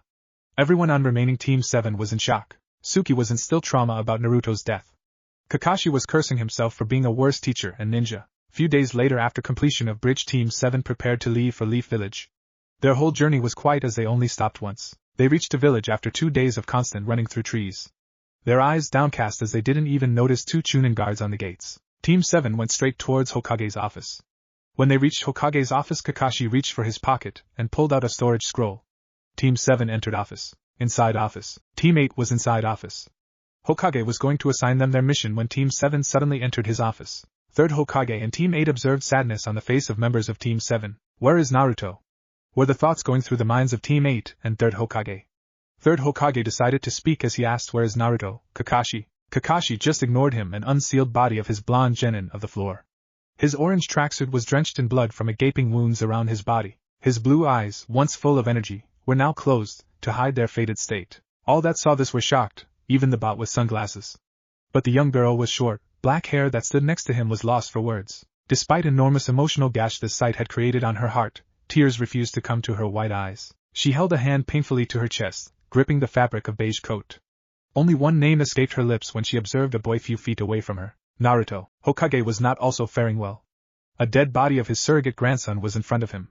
He had failed to protect legacy of fourth. Minato, Kushina, please forgive me. I failed to protect your son. Please forgive me, Third said inwardly. His eyes were closed. Tears erupted from corner of his eyes. The boy named Shino placed his hand on shoulder of Hinata Hyuga, pain inside of him, almost as great. He knew that this event had utterly devastated her, and he wanted to show his sympathy for her. Hinata Shino began, but was interrupted as Hinata knocked his hand away, furiously shaking her head as tears finally rushed into her eyes. Don't touch me! Hinata cried as she ran out of office, leaving Team 8 behind. Kiba and Akamaru were also sad because of loss of their friend. Kakashi explained, ordered Third with rage. He died protecting me, shouted Suki as everyone shifted their vision towards her. They observed guilt and sadness in her eyes. Kakashi explained whole confrontation to Hokage. Third was proud of Naruto that he sacrificed himself to protect his comrades just like Tobirama-sensei. I shall prepare the funeral arrangements, Third Hokage said. Just please get him out of here and wash the blood away. He had hard time believing that his surrogate grandson was dead. As you wish, Lord Hokage, Kakashi replied, as he picked up body of his blonde genin and left the office. He walked down the long hallway, crossing no one. He entered room with a single medical bed before shutting the door behind him. Kakashi reached up to his tracksuit zipper, pulling it all way down and removing it, along with black t-shirt underneath. He placed his hand over blue head protector, pulling it away from his forehead and letting blonde hair falling into his face as he smoothed it back, gently caressing his head as he did so. He placed the clothes at the foot of the bed and looked over him. Blonde's body was decorated with wounds. Kakashi had already removed eye spikes from his body. He cleaned all of his wounds and prepared body of his blonde genin for funeral. Sensei, please forgive me. I could not protect your son, he said inwardly. Next day. The next morning Suki walked silently towards location of funeral. Her onyx-colored eyes downcast as she carried a bouquet of flowers for her love. At first glance, no one could tell, but the young Uchiha heiress had been crying all of last night. There were so many untold things that had gone to waste when she replayed death of her love in front of her eyes. Sakura wasn't in the best mood also when she woke up.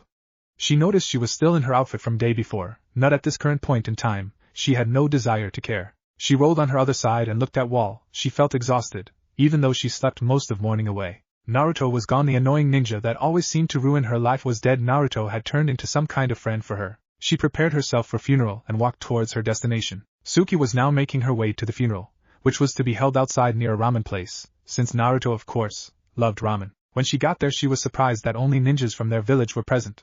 On table was picture of Naruto taken upon his registration to the Ninja Academy. Suddenly sound of firecrackers echoed throughout the village. Villagers were celebrating death of Demon Kid. All ninjas gritted their teeth in annoyance. Third Hokage raised his hand and silenced his ninjas. Third Hokage stood before sea of black-robed ninjas sighing before he spoke.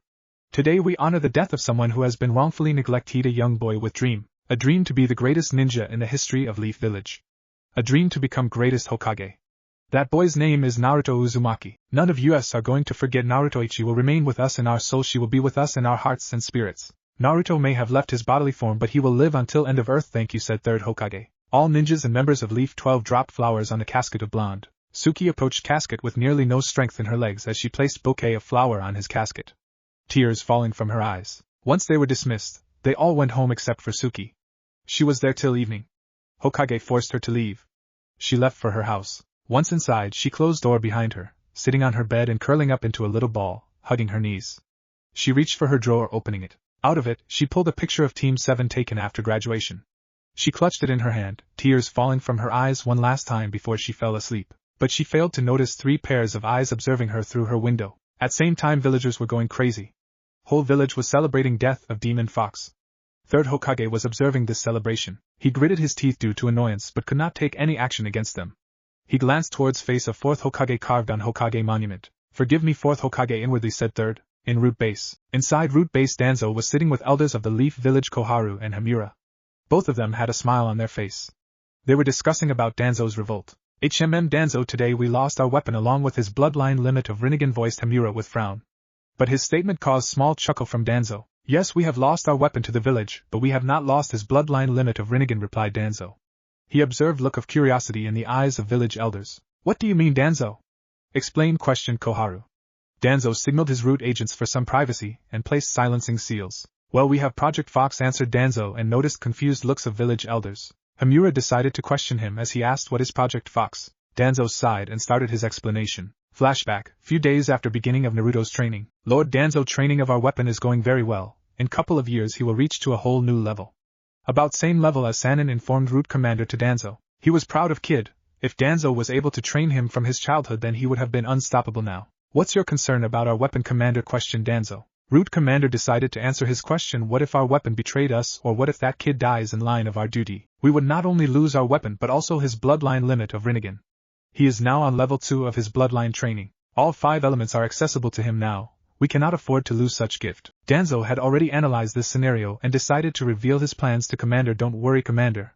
I already had taken actions about it. Root Commander was confused by his answer and decided to ask, what do you mean, Lord Danzo? Well, I made a deal with Orochimaru and ordered him to create a clone of Kid, so we could not lose his Rinnegan. He quickly agreed on one condition, that we have to help him in his invasion against Leaf, responded Danzo. Lord Danzo, did you tell him about his bloodline?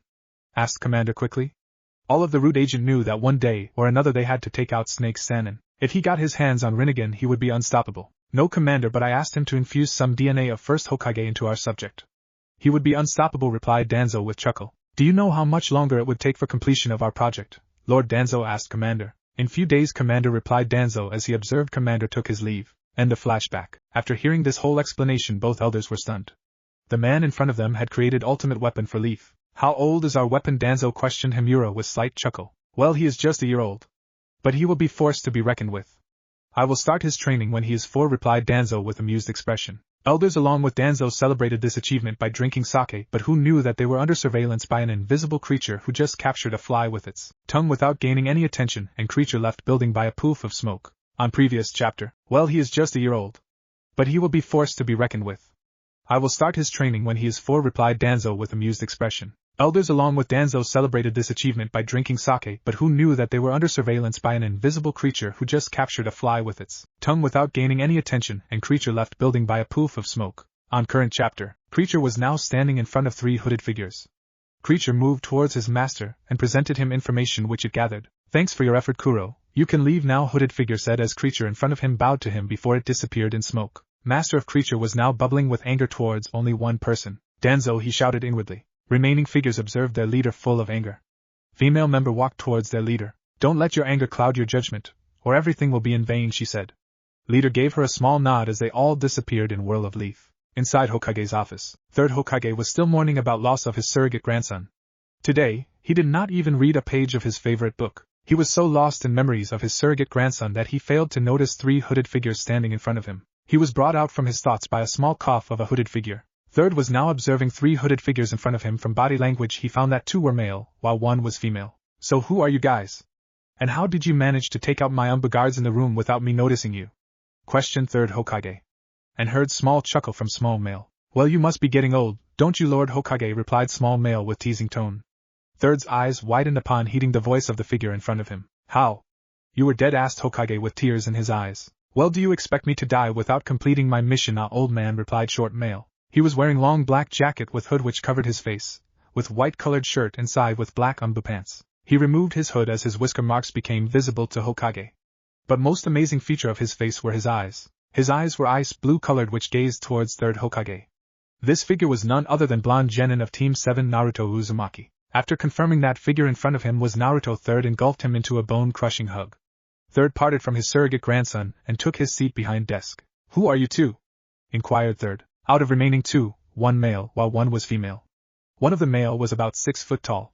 He was wearing a gray-colored turtle-shell vest with gray and blue-colored pants. He had a large sword strapped on his back. His mouth was covered by white tapes. This man was none other than Demon of Mist Tsubusa Momochi, as he also removed his hood. Other was female named Haku. She was wearing black pants with black sleeveless top and black mesh shirt inside of it. These are my partners, Lord Hokage, Demon of Mist Tsubusa Momochi and his apprentice Haku, replied Blonde. If anyone else decided to return from death, this is the time for you all, said 3rd inwardly. He sighed and ordered, now what are you waiting for? Explain this whole situation, Naruto. Blonde scratched back of his head and started his explanation. Flashback in Wave Country. Hey, relax, I am here to talk to you, said Blonde. He observed that Haku had armed herself with senbons. What do you want to talk about, boy? Asked Haku while eyeing Blonde as he moved towards her, with his hands above his head, and stopped few feet away from her. I want to inform you about your deal with Gato and his plans, replied Blonde with serious look in his eyes. What about our deal and his plans? Questioned Haku as she heard Blonde in front her chuckle. Well, that old senile prick is using you and your master for his dirty work, and he plans to get rid of you when you complete your mission by informing Hunter Shinobi of Mist about you, replied Blonde as he observed Haku was now flooding with rage. He placed his hand on her shoulder. She lost herself in his blue eyes. Her anger faded away. Why are you informing me about this? Questioned Haku. Because I need you. I need people like you, who will do anything for their precious person, replied Blonde quickly. I need you, Haku said inwardly 1,000 times as small blush formed on her cheek. She averted her gaze from his face and looked towards ground and replied, what do you propose, young man? Well, first, my name is Naruto Uzumaki, and I am here to provide you and your master a deal, replied Blonde, an observed look of curiosity on her face. My name is Haku. What kind of deal you are proposing? Questioned girl. Blonde sighed and decided to answer her question. Well, I will help you to kill Gato and provide you 2 work and protection against Hunter Ninja. Okay, but what kind of work? Asked Haku and observed Blonde suspiciously. I will answer that question later, and don't worry, you can choose if you want to join me or not after hearing my answer. But right now we need to finish Gato and his whole base. They had caused enough destruction of Wave. So if you two are with me, then meet me outside of your base in midnight, replied Blonde with a smile. Haku was about to say something when she heard sound of footsteps and decided to drop it as she started walking towards her base to inform her master about this new development. When did he figure out where our base is? She wondered as her eyes fell on a raven-haired uchiha, and left the area leaving 2 members of Team 7 alone. Later at midnight. Well, time for ass-kicking, said Blonde inwardly as he replaced himself with a shadow clone and left Tazuna's house and marched towards Gato's base. When he reached to his destination, he observed 2 ninja waiting outside for him. One was Haku and another was Zabuza with his executioner's blade on his back. Hey kid, what's up? Ready to get blood on your hands? Asked Zabuza with chuckle. Yes, I am. What about you, Haku? Questioned Blonde as he observed dangerous smile on the face of Haku. Both males shivered by her smile. Damn, note to self, never piss her off, both males said inwardly. Zabuza noticed Blonde unsealing his sword from sealing scroll and quickly said, okay kid, I will help you on your mission or work, whatever it is, if you kill more men than me with your sword. Blonde chuckled and replied without a second of delay, challenge accepted. Eyebrows. Zabuza's eyebrow twitched after hearing his new nickname, but he shrugged it off. He was more excited about killing that traitor and bastard Gato. Kid, one more thing, that Gato is mine. If you kill him, I swear I will rip you apart from limb to limb. You understand that, ordered Zabuza. Blonde nodded and trio started their assault on Gato and his army. In mere 2 hours they all slaughtered whole army of Gato. Blood was flowing through base like a blood river originated from that place. Gato was dissected into more than 200 parts courtesy of Zabuza.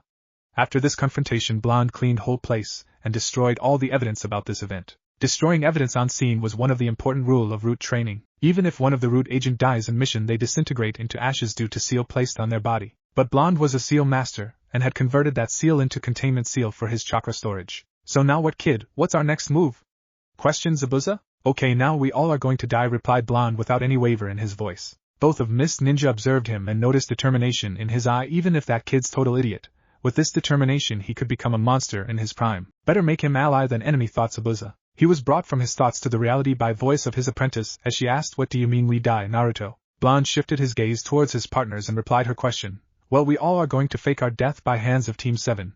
I will die from your hands, Haku, which will trigger emotional trauma in Suki's mind, and my ice princess will awaken her Sharingan. Then you would die by her hands, and lastly Zabuza, you will die by Kakashi's hand. But why do you want to fake our death, and why you want Suki to awaken her Sharingan? Asked Haku. She observed worried look on Blonde's face. Blonde processed her questions and replied, well, first, the mission we are going to execute is dangerous. So if I die in it, I don't want Suki to think that I abandoned her and left village, because it's going to be a covert mission, and second, I want her to awaken Sharingan because when she turns 16, council will force her into CRA.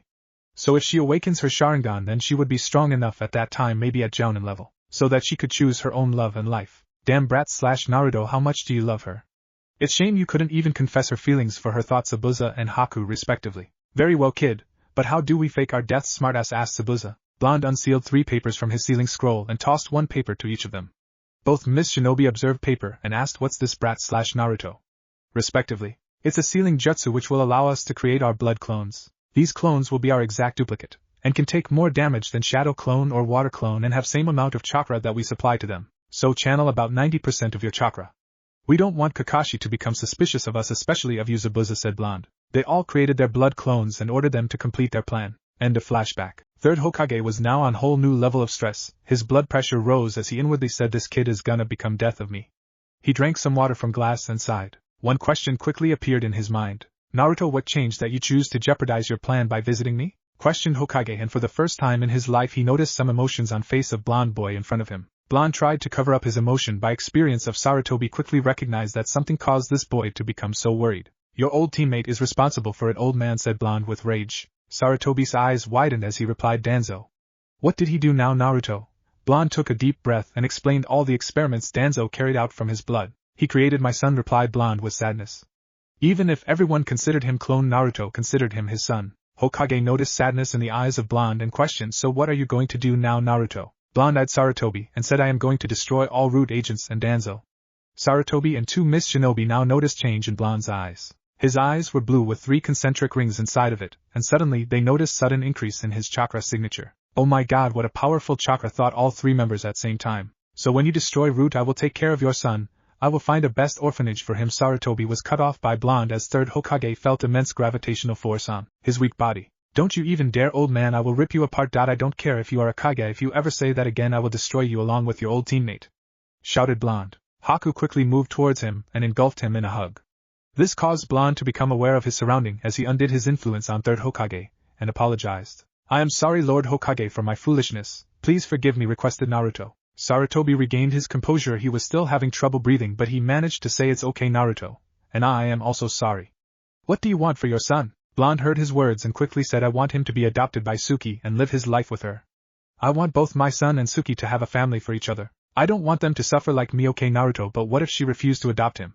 Questioned old Kage. Blonde had already thought about this possibility, and only answer he found was that he would have to tell her truth. Tell her that he is my son, and when she reaches 16 or becomes Jounin, hand her this scroll. It will explain everything about her. And to answer your next question, no, I will not tell her about this mission, but if I ever found out that council is forcing her into CRA, then I will destroy Leaf and unleash my tenant on Fire Country, replied Blonde. Understood, Naruto, everything will be carried out just as you want, replied Sarutobi. Well then, old man, now that our talk is completed about my personal matter, let's talk about how much you are willing to pay for this SSS-ranked mission, asked Blonde, while both Mist Ninja chuckled after hearing his words. So, old man, how much you are willing to pay me, asked Blonde, and heard chuckle from Mist Ninjas. Third processed his question and replied, tell me your price, Naruto. This is one of the most important mission for Leaf.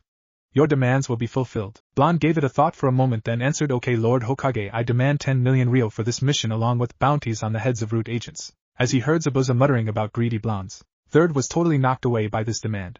He could not provide this kind of money to a covert mission, because council will surely become suspicious about accounts. Council and clan heads are going to kill me, he thought. Very well, Naruto, your payment will be completed. But you can only withdraw maximum 1 million ryo per year, replied Third as he noticed Blonde with satisfied look in his eyes. Okay, Lord, I also have one more request for you, said Blonde as he observed look of curiosity on the face of Third and rest of the Mist Ninjas in the room. Curiosity got better of Third as he asked, what is it, Naruto? Blonde replied without any hesitation, I want all of this money to be deposited on the account of my son. And I also want you to provide stipend of 20,000 ryo to Suki per month so that she would have no problem in raising my son. How much do you love Suki and your son, were the thoughts going through the minds of Third and Mist Ninjas. Very well, Naruto, your request will be carried out personally by me.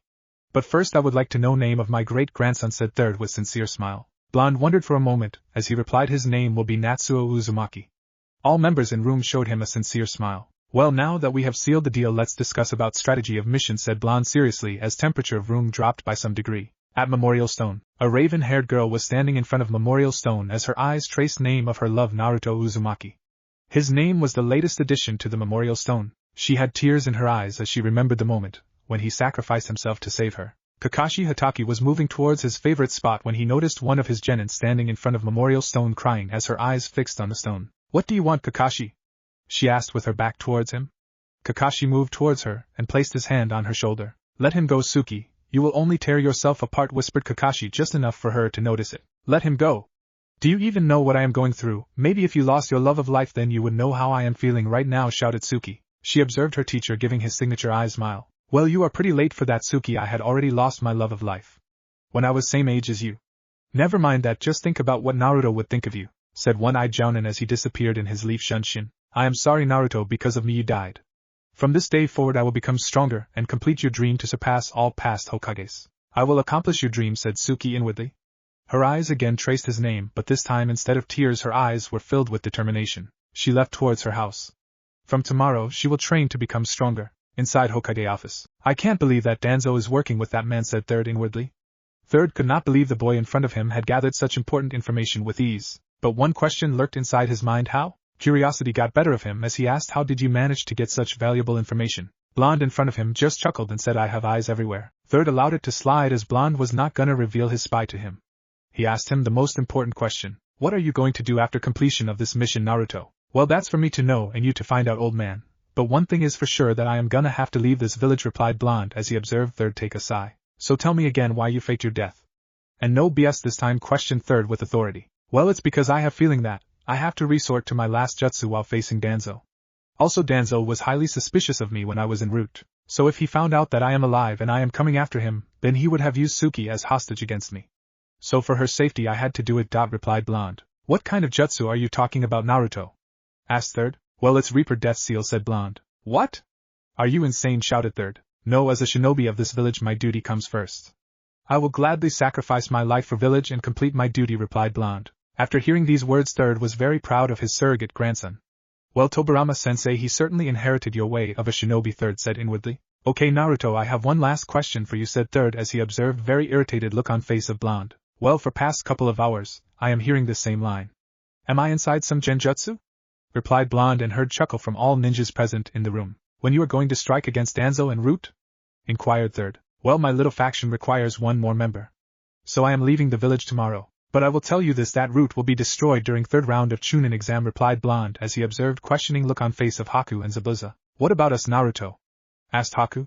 Well, Haku, you are going to be a personal bodyguard of third Hokage, while Zabuza you will be returning to Mist for an assignment, which will be very important for our little faction, said Blonde with authority. Both Mist shinobi nodded. Blonde and Zabuza left the office, leaving Haku behind. Well, Haku, take this mask and hide your presence from everyone. I assume you are at least Jounin level shinobi, said Third. Haku nodded and vanished in thin air, leaving Third alone in the office. After 1 week at Training Ground 7, 2 girls were present inside the Training Ground 7. One of the girl had raven hair while one had pink hair. They were waiting for their sensei. Both of the girls were fuming over their sensei for arriving late. Where the hell are you, Kakashi? Said Suki inwardly. While her friend was shouting like a crazy girl, suddenly a silver-haired man arrived with his leaf shunshin and motioned them both to follow him. They all arrived near a tree where a boy was present drawing some sketches. Who the hell are you? Asked Suki. After death of her love, she had become very cold to everyone except her teammates. Black-haired boy in front of her smiled. Kakashi decided to reply her question as he said, well, he is Sai. New member of Team 7. Both Suki's and Sakura's eyes were widened and former was bursting with rage. What is this Kakashi? He can't replace him. And no one can. I refuse to work with this boy, shouted Uchiha Eris with rage. Well, Suki, you can't enter Chunin exam without third team member, said Kakashi. Chunin exams? Asked Sakura. Yes, I believe you all are ready for Chunin exam. As I know that Sai here is ready from what his report says, and I know that Suki and you both are ready for it, replied Kakashi, with eyes smile. No matter what happens, I will pass this test, even if I had to work with this prick. Then I would be one step closer to your dream, Naruto, Suki said inwardly. Kakashi was eyeing her, and decided to break her out of her slumber. So are you two willing to work with him as a team member? Both girls of Team 7 nodded as they observed Kakashi handed them all their Chunin application form. Come to Academy tomorrow at 11 a.m. in room 301, said Kakashi. As he observed, raven-haired girl quickly snatched her application form and disappeared in whirl of leaves, while his pink-haired genin just walked out of the training ground. During this whole conversation, black-haired boy in front of him was smiling. Kakashi replied him with his own signature eye smile and left training ground. I think that Lord Danzo should be informed about Uchiha's feelings about Uzumaki, said Sai inwardly as he left by using his ink birds. Inside Uchiha compound. Suki was practicing some taijutsu katas. She was exhausted from her workouts, so she decided to call it for a day. After she received the news about Chunin exam from her sensei, she quickly decided that today she would practice her taijutsu. She entered her house and opened a drawer. Inside a drawer was a picture of Team 7.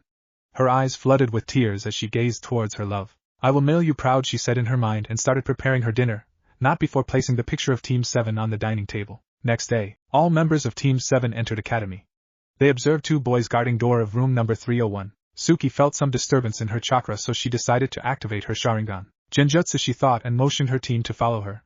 When they reached towards stairs, pink-haired girl decided to question her. Where are we going, Suki? Room 301 is there, she said, pointing her finger towards the room. Suki scoffed. No, Sakura, that is a Genjutsu. Those 2 are Chunins transformed into Genins. Room 301 is on 3rd floor, we are on 2nd floor. It is first test to weed out weak opponents.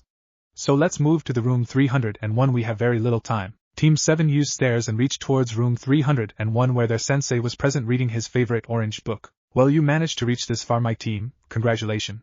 From here you will face very hard tests in which you all could die.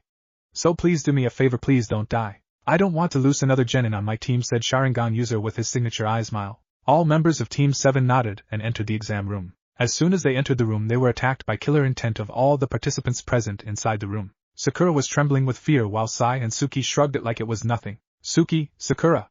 Shouted platinum blonde-haired girl.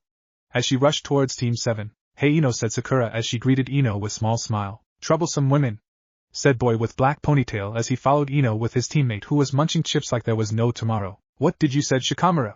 Shouted Ino towards her teammates. Oh boy, Shikamaru is in trouble, said Choji inwardly. Hey guys, you are here too? Asked the boy with red-colored tattoo on his face with a puppy on his head. How annoying are these people, thought Suki. Sakura, who is this cute boy? Asked Ino. Well, he is the replacement of Naruto, his name is Sai, replied Sakura.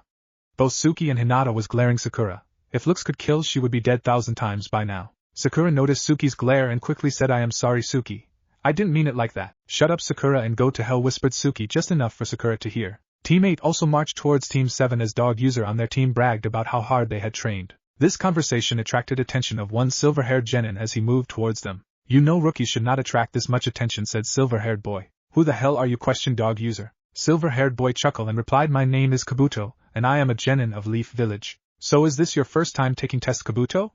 Asked Sakura. Silver-haired boy grinned. Well, it's my 7th. Dog user of Team 8 burst out laughing and said, you must really suck, that you failed 6 times. Well, exams are really hard, you know, dog boy, replied Kabuto. Dog user was going to attack him when he heard a voice from behind of him. Stop it, Kiba, or I will kill you, said Hinata dangerously. All male members of Rookie 9 shivered after hearing these words. Troublesome women thought all male members of Rookie 9. A red-haired boy with a gourd on his back was watching this whole confrontation.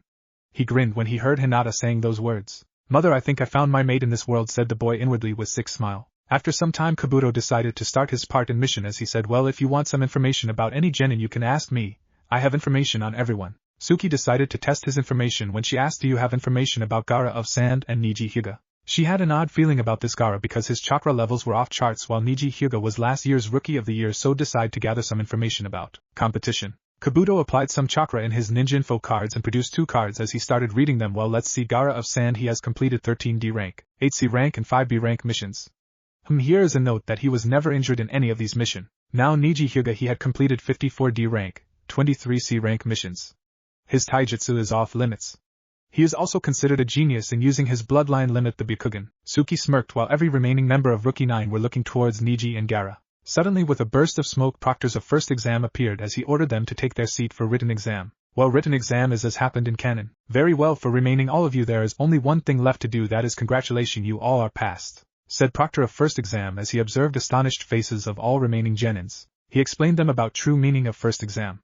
Then suddenly a black ball burst through a window and a woman with only fishnet shirt and skirt with a long trench coat appeared. Well done, maggots, I am proctor of second exam, follow me towards training ground 44 and don't be late, or you will be disqualified, she said, and again disappeared in whirl of leaves. With Naruto, Blonde was moving towards Yellow Salt Sea. He was traveling to Kika Island to visit a very close friend of his. A friend whose help will be crucial for his small faction. After traveling for 3 days in Yellow Salt Sea, check it on Google and Naruto map, he finally caught a glimpse of Kika Island. This island was isolated from everything and no one dared to travel towards it due to large shipwrecked ships around it. Blonde got off from his ship not without anchoring it, and started to run towards island. He reached the island and dropped his bags on the ground. He sensed some movement behind him and quickly activated his Rinnegan. Well, kid, long time no see, said a white-haired man with 2 swords on his back while one of his eye was covered with black eye patch. Yeah, how's it going, man? Now will you deactivate your traps? I am afraid of these creepy inventions of yours as they attack with a slight movement of enemy, said Blonde. White-haired man just chuckled and deactivated his traps by sending his chakra through chakra strings in his hands. As he decided to ask, so tell me, kid, why are you here? I need your help to destroy your arch-enemy who put you in this state, said Blonde. White-haired man grinned and said, Danzo, I need your help to destroy your arch-enemy who put you in this state, said Blonde. White-haired man grinned and said, Danzo. Blonde chuckled when he observed look on the face of white-haired man as he said, well, here, take this. I brought this for you from your old friend's trophy room. White-haired man's eyes widened when he noticed his signature mask in the hands of Blonde and quickly snatched it, and said, get your filthy hands off it, kid. Blonde in front of him just rolled his eyes and muttered something about senile old man. White-haired man wore his mask. Its one side was painted black while other side was painted orange. So you are in or not? Questioned Blonde and heard chuckle of white-haired man as he said, hell yeah, kid, I am not gonna waste my chance to kill that son of a bitch. Just remember that this mission is under my command, so you will follow my lead, and if I ever feel something suspicious about you I will kill you and your son, said Blonde as he watched massive hatred in the eyes of white-haired man as he grabbed Blonde by his collars and lifted him above the ground and said, if you ever lay a hand on my son I will kill you, kid, with my own hands. I don't care if I live or die, but if I die I would make sure to take you with me to the pits of hell. Blonde grinned as he observed white-haired man and looked in his eyes and observed his desire to protect his son. Well, he is just like me, he wants to protect his son. Well, I will help him to protect him and also give him something in return, thought Blonde as white-haired man lowered him to the ground. Well, Slade, I like your desire to protect your precious people, and you know what? If you help me I will help you find your son, replied Blonde as he watched white-haired man with heartbroken expression. Where is he? White-haired man whispered as his eyes were closed and tears emerging from corner of his eyes. He is in water country. If you help us I will help you to complete your family, answered Blonde as white-haired man rubbed his eyes and stood up in all of his glory and said, well, what are you waiting for, kid? Besides, I don't think you would stand a chance against that old war hawk without me and my tech. Very well, but before we move, what should be your codename for this mission? Questioned Blonde. Well, kid, you know my bingo book profile and my nickname, so don't waste your and mine time. Now come on, get moving, we got a whole week of journey ahead of us, said Slade. Very well, Deathstroke, let's move, stated Blonde as they both started walking towards the ship. In Hidden Leaf Village, all the participants who passed first round of Chunin exam were standing in front of Forest of Death. Proctor of second exam was going to start her exam when she noticed one pale-skinned boy giving her smile. She also showed her most sincere smile, and quickly threw her kunai towards boy. It whirled past his ear and embedded itself inside tree trunk. Well, brats like you are the first one to die, because of such smile, maggot. If you want to live, take that smile and shove it, or any female ninja will hand your ass to you due to your smile, grinned Anko as she watched stream of blood coming down from cut produced on his cheek due to her kunai. Sai was scared shitless of Proctor, as he displayed one awkward chuckle before collapsing on the ground. Here we go again, said Anko as she picked up the boy bridal style and placed him on the stretcher as Medic carried him inside medical tent. When Anko returned, she saw that all the remaining squads were chatting with each other. She remained there, still hoping that they will notice her presence and pay attention, but none of it happened. Some tick marks appeared on her head as she shouted, "You maggots, shut the hell up and pay attention." Pin-drop silence was produced due to her outburst as she muttered something about stupid kids. She handed them some papers and said, "Okay, form here on forward, people will start to die, so fill up these form. It states that neither Leaf Village nor me or any of these Chunin will be responsible for your deaths inside this forest." Every single genin team started whispering about second exam and Forest of Death. Anko had enough of this as she started explaining about second round of Chunin exam. Alright, listen everyone, this is second round of Chunin exams. In this round you have to reach to the tower in the center of this forest. You all will be given one of the two scroll. They are Earth and Heaven scroll. You have to obtain 2 scrolls to pass this exam, and you all will have 5 days to complete this exam. If any member of your team die or you look inside scroll, you will fail, said Anko, as she watched fear engulfing some of the genin team but decided to give them one last present. But there is a twist in this exam. One member from each team will have to put up this seal on them, stated Anko as she heard whispers about seal. What is that seal, sensei, questioned Sakura. Anko grinned and replied, well, Pinky, these are chakra suppression seals. One member of each team will have their chakra pathway blocked by this seal. That is, one of you will not able to use your chakra. This statement caused panic in each teams as they started fighting with each other about who will bear chakra suppression seal on them. Anko had enough of this as she yelled silence. Those who still wished to enter the test come this way, as she motioned genins to follow her. Only 15 teams were able to compete in second round due this twist. Very well, all of you passed sub-test in this second round, stated Anko with smile on her face. What sub-test? Shouted all female members of remaining teams. Anko had to cover her ears from this loud voice as she started explaining about it. Well, you all know that sacrifice for greater good of the team is one of the most important quality of a leader. So I played a ball game about chakra suppression seal to divide you all. But all of you passed my exam, and showed me that you have courage to take tough decisions for team. So now all of you will enter Forest of Dead for real exam. Remember that here killing is allowed and anything goes inside the forest, and you have to survive for 5 days. Okay, now exchange your consent forms with scrolls in that tent, and good luck to you all, replied Anko as she disappeared in whirl of leaves. Remaining teams consisted of Team 7, Team 8, Team 10, Team from Sand, Team from Hidden Grass, Team from Sound, Team of Leaf Medics, sorry for weird name, could not think anything better for Kabuto's team, Winky Face, Team Form Hidden Rain, Team Guy, and remaining teams were other genins from Hidden Cloud and Hidden Rock Village. Team 7 was very lucky because they were going to back down from this test due to loss of their third teammate, but Sai barely managed to recover and save Team 7 from an early disqualification. All remaining teams exchanged their consent forms with scrolls and moved towards their respective opening gates. Meanwhile, with Zabuza was traveling towards his home country. He was assigned to establish some connections inside water country and to create a spy network inside country. He was traveling for the past 2 days to locate the place of coordinates given by Blonde. When he reached towards shoreline, he got frustrated because it was his 5th time that he ended up near shore for this place. Where the hell is that place, blonde brat, he muttered, and decided to send a message to the blonde brat about this place. He sent a carrier bird towards Blonde, but he failed to notice one large red-haired man standing behind him. The man behind him coughed to gain his attention. Zabuza moved towards the man and questioned with annoyed expression, "What do you want, big guy?" Red-haired man grinned and said, "The place that you are looking for." Zabuza tried to reach to his sword, but before that, red-haired man knocked him out with a punch to his solar plexus. Red-haired man carried Zabuza over his shoulder and entered a boat and started to move towards sea. Outside the gates of Hidden Leaf Village, one white-haired man about 6 feet tall with long spiky ponytail, wearing red-colored jacket and beige shirt and pants, was moving towards the village. He was carrying a scroll on his back. His forehead protector has Toad Sage engraved on it. This man was none other than legendary Toad Sage Jiraiya. As he approached towards gates of Hidden Leaf, he noticed 2 eternal gate guards of Leaf Izumo and Kotetsu guarding the gate. When he reached towards the gate, both gate guards gave him a sincere bow and said, "Welcome back, Master Jiraiya." Jiraiya just chuckled and started moving towards village when he heard voice of gate guards as they said in unison, "Master Jiraiya, can we have your autograph?" Jiraiya gave a perverated chuckle as he observed his best-selling novel Make Out Tactics Volume 11 in the hands of them. He quickly signed their copies and inwardly said, I am so famous. Hi, I am the sole inspiration and ray of hope for all the males in this world. As he displayed another pervaded chuckle and started moving towards Hokage Tower. Inside Hokage's office. Inside the office, third Hokage was reading a very familiar orange-colored book. Suddenly a white-haired man burst through his window and stood before him with a smile on his face. Well, sensei, how is this edition of Makeout Tactics? Asked Jiraiya as he noticed small pink-colored blush on the face of third Hokage. Where do you get such exclusives, Jiraiya? I am impressed by your work, replied third Hokage as he placed his copy inside one of the drawers on his desk. Well, sensei, you just have to keep your eyes fixed on Hot Springs July 24th. And you will be blessed with beauty, said Jiraiya. Just then he had to dodge group of ice needles moving towards him.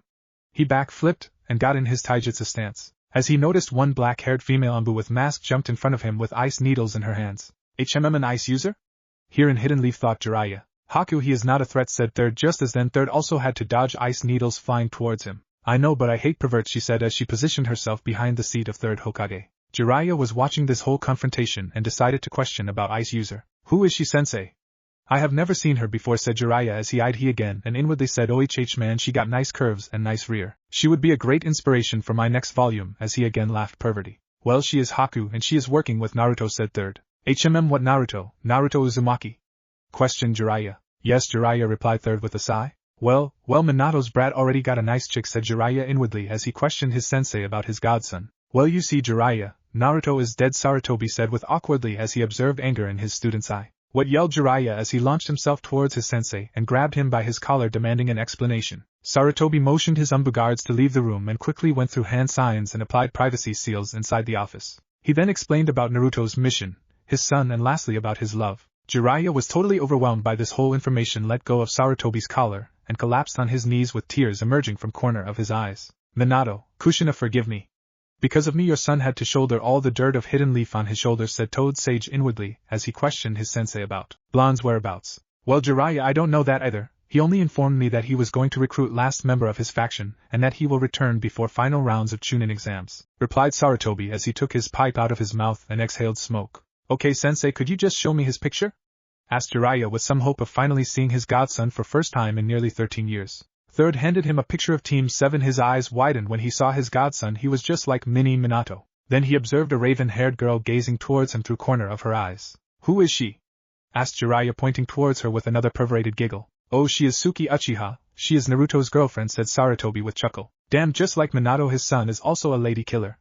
Man, I got to learn from him art of being player, said Jiraiya inwardly, as he prepared himself to leave and start his research. Meanwhile, inside Forest of Dead, Team 7 was moving through the forest towards the tower. They had decided to lay traps near the tower to ambush the teams with scrolls. They had recently encountered with team from Hidden Rain Village and managed to grab their scroll, but due to bad luck they had the same scroll as Team 7, though they still took it as a way to bargain their way out of dangerous situation. When they were moving towards Central Tower, a large gust of wind scattered them, separating Suki from Team 7. She then noticed Grass Ninja with a very long tongue slowly walking towards her. As she lifted her straw hat from her head, her one gaze was enough to paralyze Suki as she observed Grass Genin getting closer and closer. Suki tried to move, but her body was not responding to her will, so she took one kunai from her pouch and embedded it inside her thigh and made some distance between her and Grass Genin.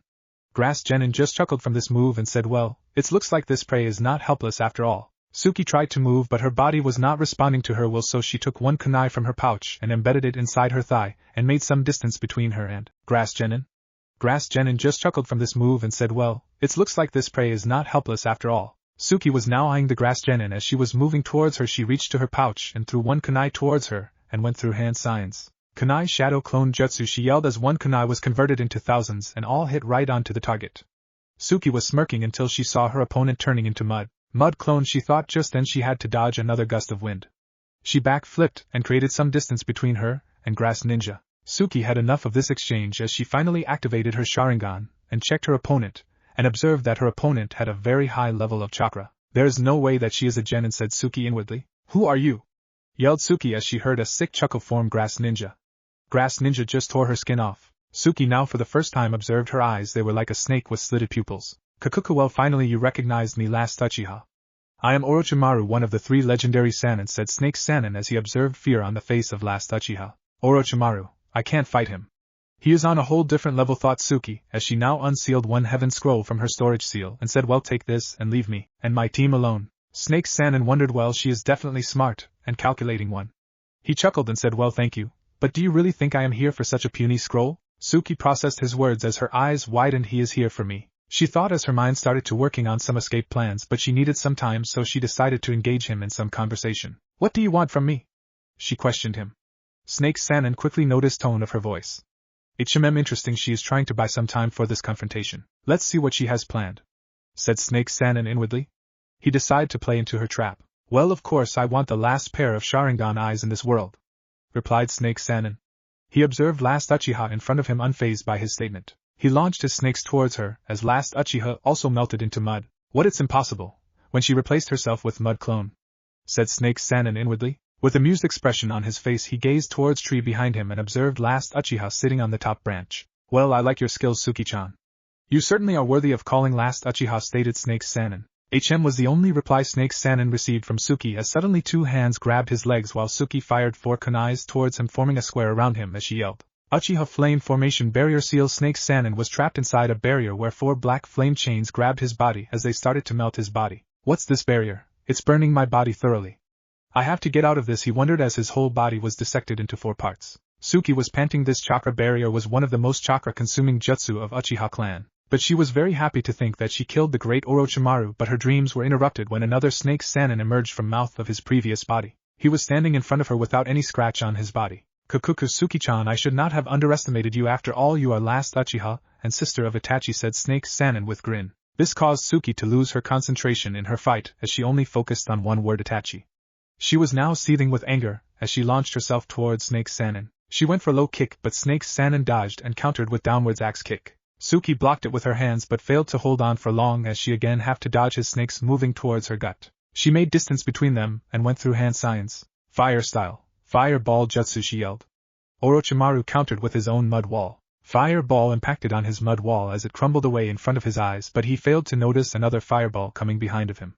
Substitution with clone. Not bad, Suki-chan, he thought as he leapt upwards only to be kicked right into his head. Lion's Barrage, yelled last Uchiha as Orochimaru went sailed towards ground. When he opened his eyes he observed another Suki on the ground going through hand signs. Fire style. Dragon Flame Jutsu, as large fire dragon engulfed him in fire. Suki crashed on her knees. She was panting hardly. That last jutsu depleted her reserves to none. Who taught you that jutsu?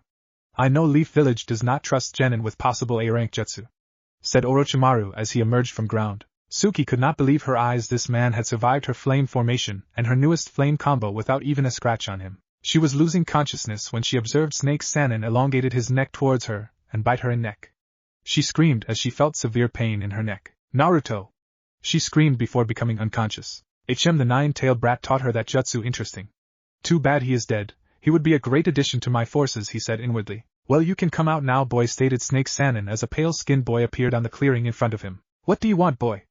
Questioned Snake Sanin as he observed boy in front of him unsealed one scroll and handed it to him. Lord Danzo sent this for you, boy replied with bow. Snake Sanin took the scroll and handed the boy a scroll as he replied, take this scroll and your teammates to the center of tower. I want to see Suki-chan using my little gift in Chunin exams.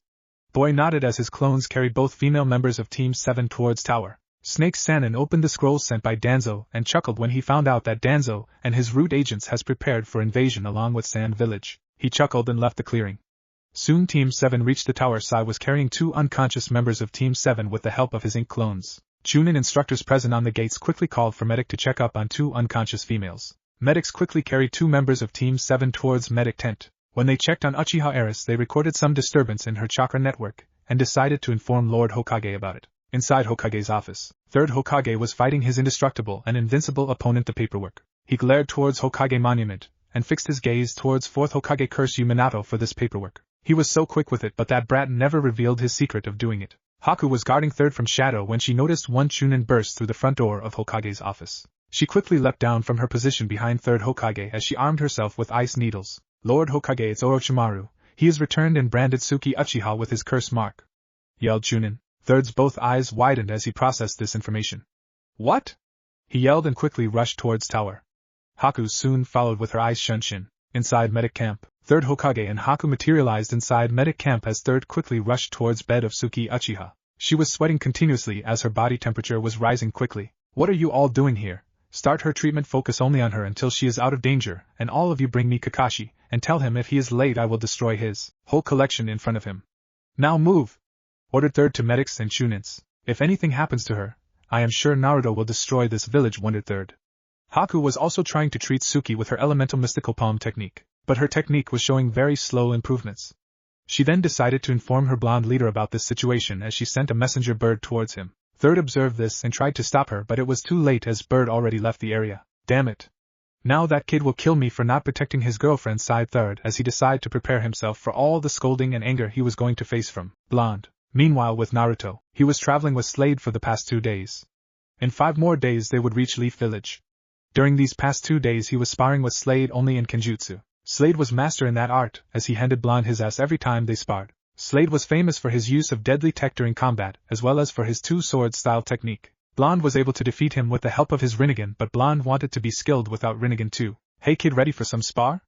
Asked Slade as he was met with smirk from Blonde as he unsealed his sword from his sealing scroll. Suddenly a messenger bird reached towards him. He collected the message as it informed him about his love getting injured. Blonde was flooding with pure rage as he yelled, Orochimaru. Slade, sorry man, but I have to return for village immediately. Here, take this and follow these instructions, said Blonde as he handed him one scroll and leapt out of the boat, and started running towards Leaf Village in full speed. Crazy kid and his crazy love, said Slade inwardly as he approached the captain, and informed him about new course of travel. Inside Leaf Village after 3 days. Today was the last day to complete the second round of Chunin exam.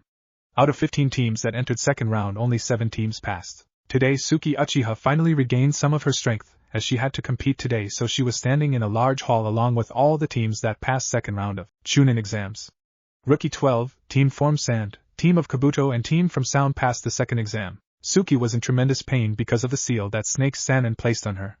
She was covering her neck with her hand. Lord Hokage, we should not have allowed her to compete in preliminaries. She is a flight risk, whispered Enko Proctor of second round in Third's ear. Third Hokage sighed and gazed towards Kakashi, who understood hidden message and simply I smiled. Well Enko, no need to do that. Kakashi has handled the problem, replied Third as he stepped forward on the stage and gave a speech about importance of Chunin exam and its procedure of selection of new Chunins. When he was about to explain about rules of preliminaries, a man with blue-colored bandana around his head appeared in front of him and requested, may I, Lord Hokage? Third nodded as man in front of his appeared in front of Genin's. Hello, cough, my name is Gecko Hate, cough. I am your proctor, cough, for the preliminaries and cough, third round of Chunin exam, said Hate with another cough. What do you mean by preliminaries, screamed Ino as remaining Genins covered their ears. Well, this year too many, cough, participants made it this far, cough, so we have to reduce your numbers, cough, because many feudal lords and elder along with other kages will be present for final round of Chunin exam. Hence, cough, we cannot waste their time, cough. So anyone who wants to forfeit, now is your chance, cough, replied Hate. Only Kabuto raised his hand as Hate gave him a nod as Kabuto left the arena. Very well, now opponents will be determined randomly. Cough, match will be continued until one of the participants dies, forfeits, or knocked out. However, if I say stop, you will stop, otherwise, he warned.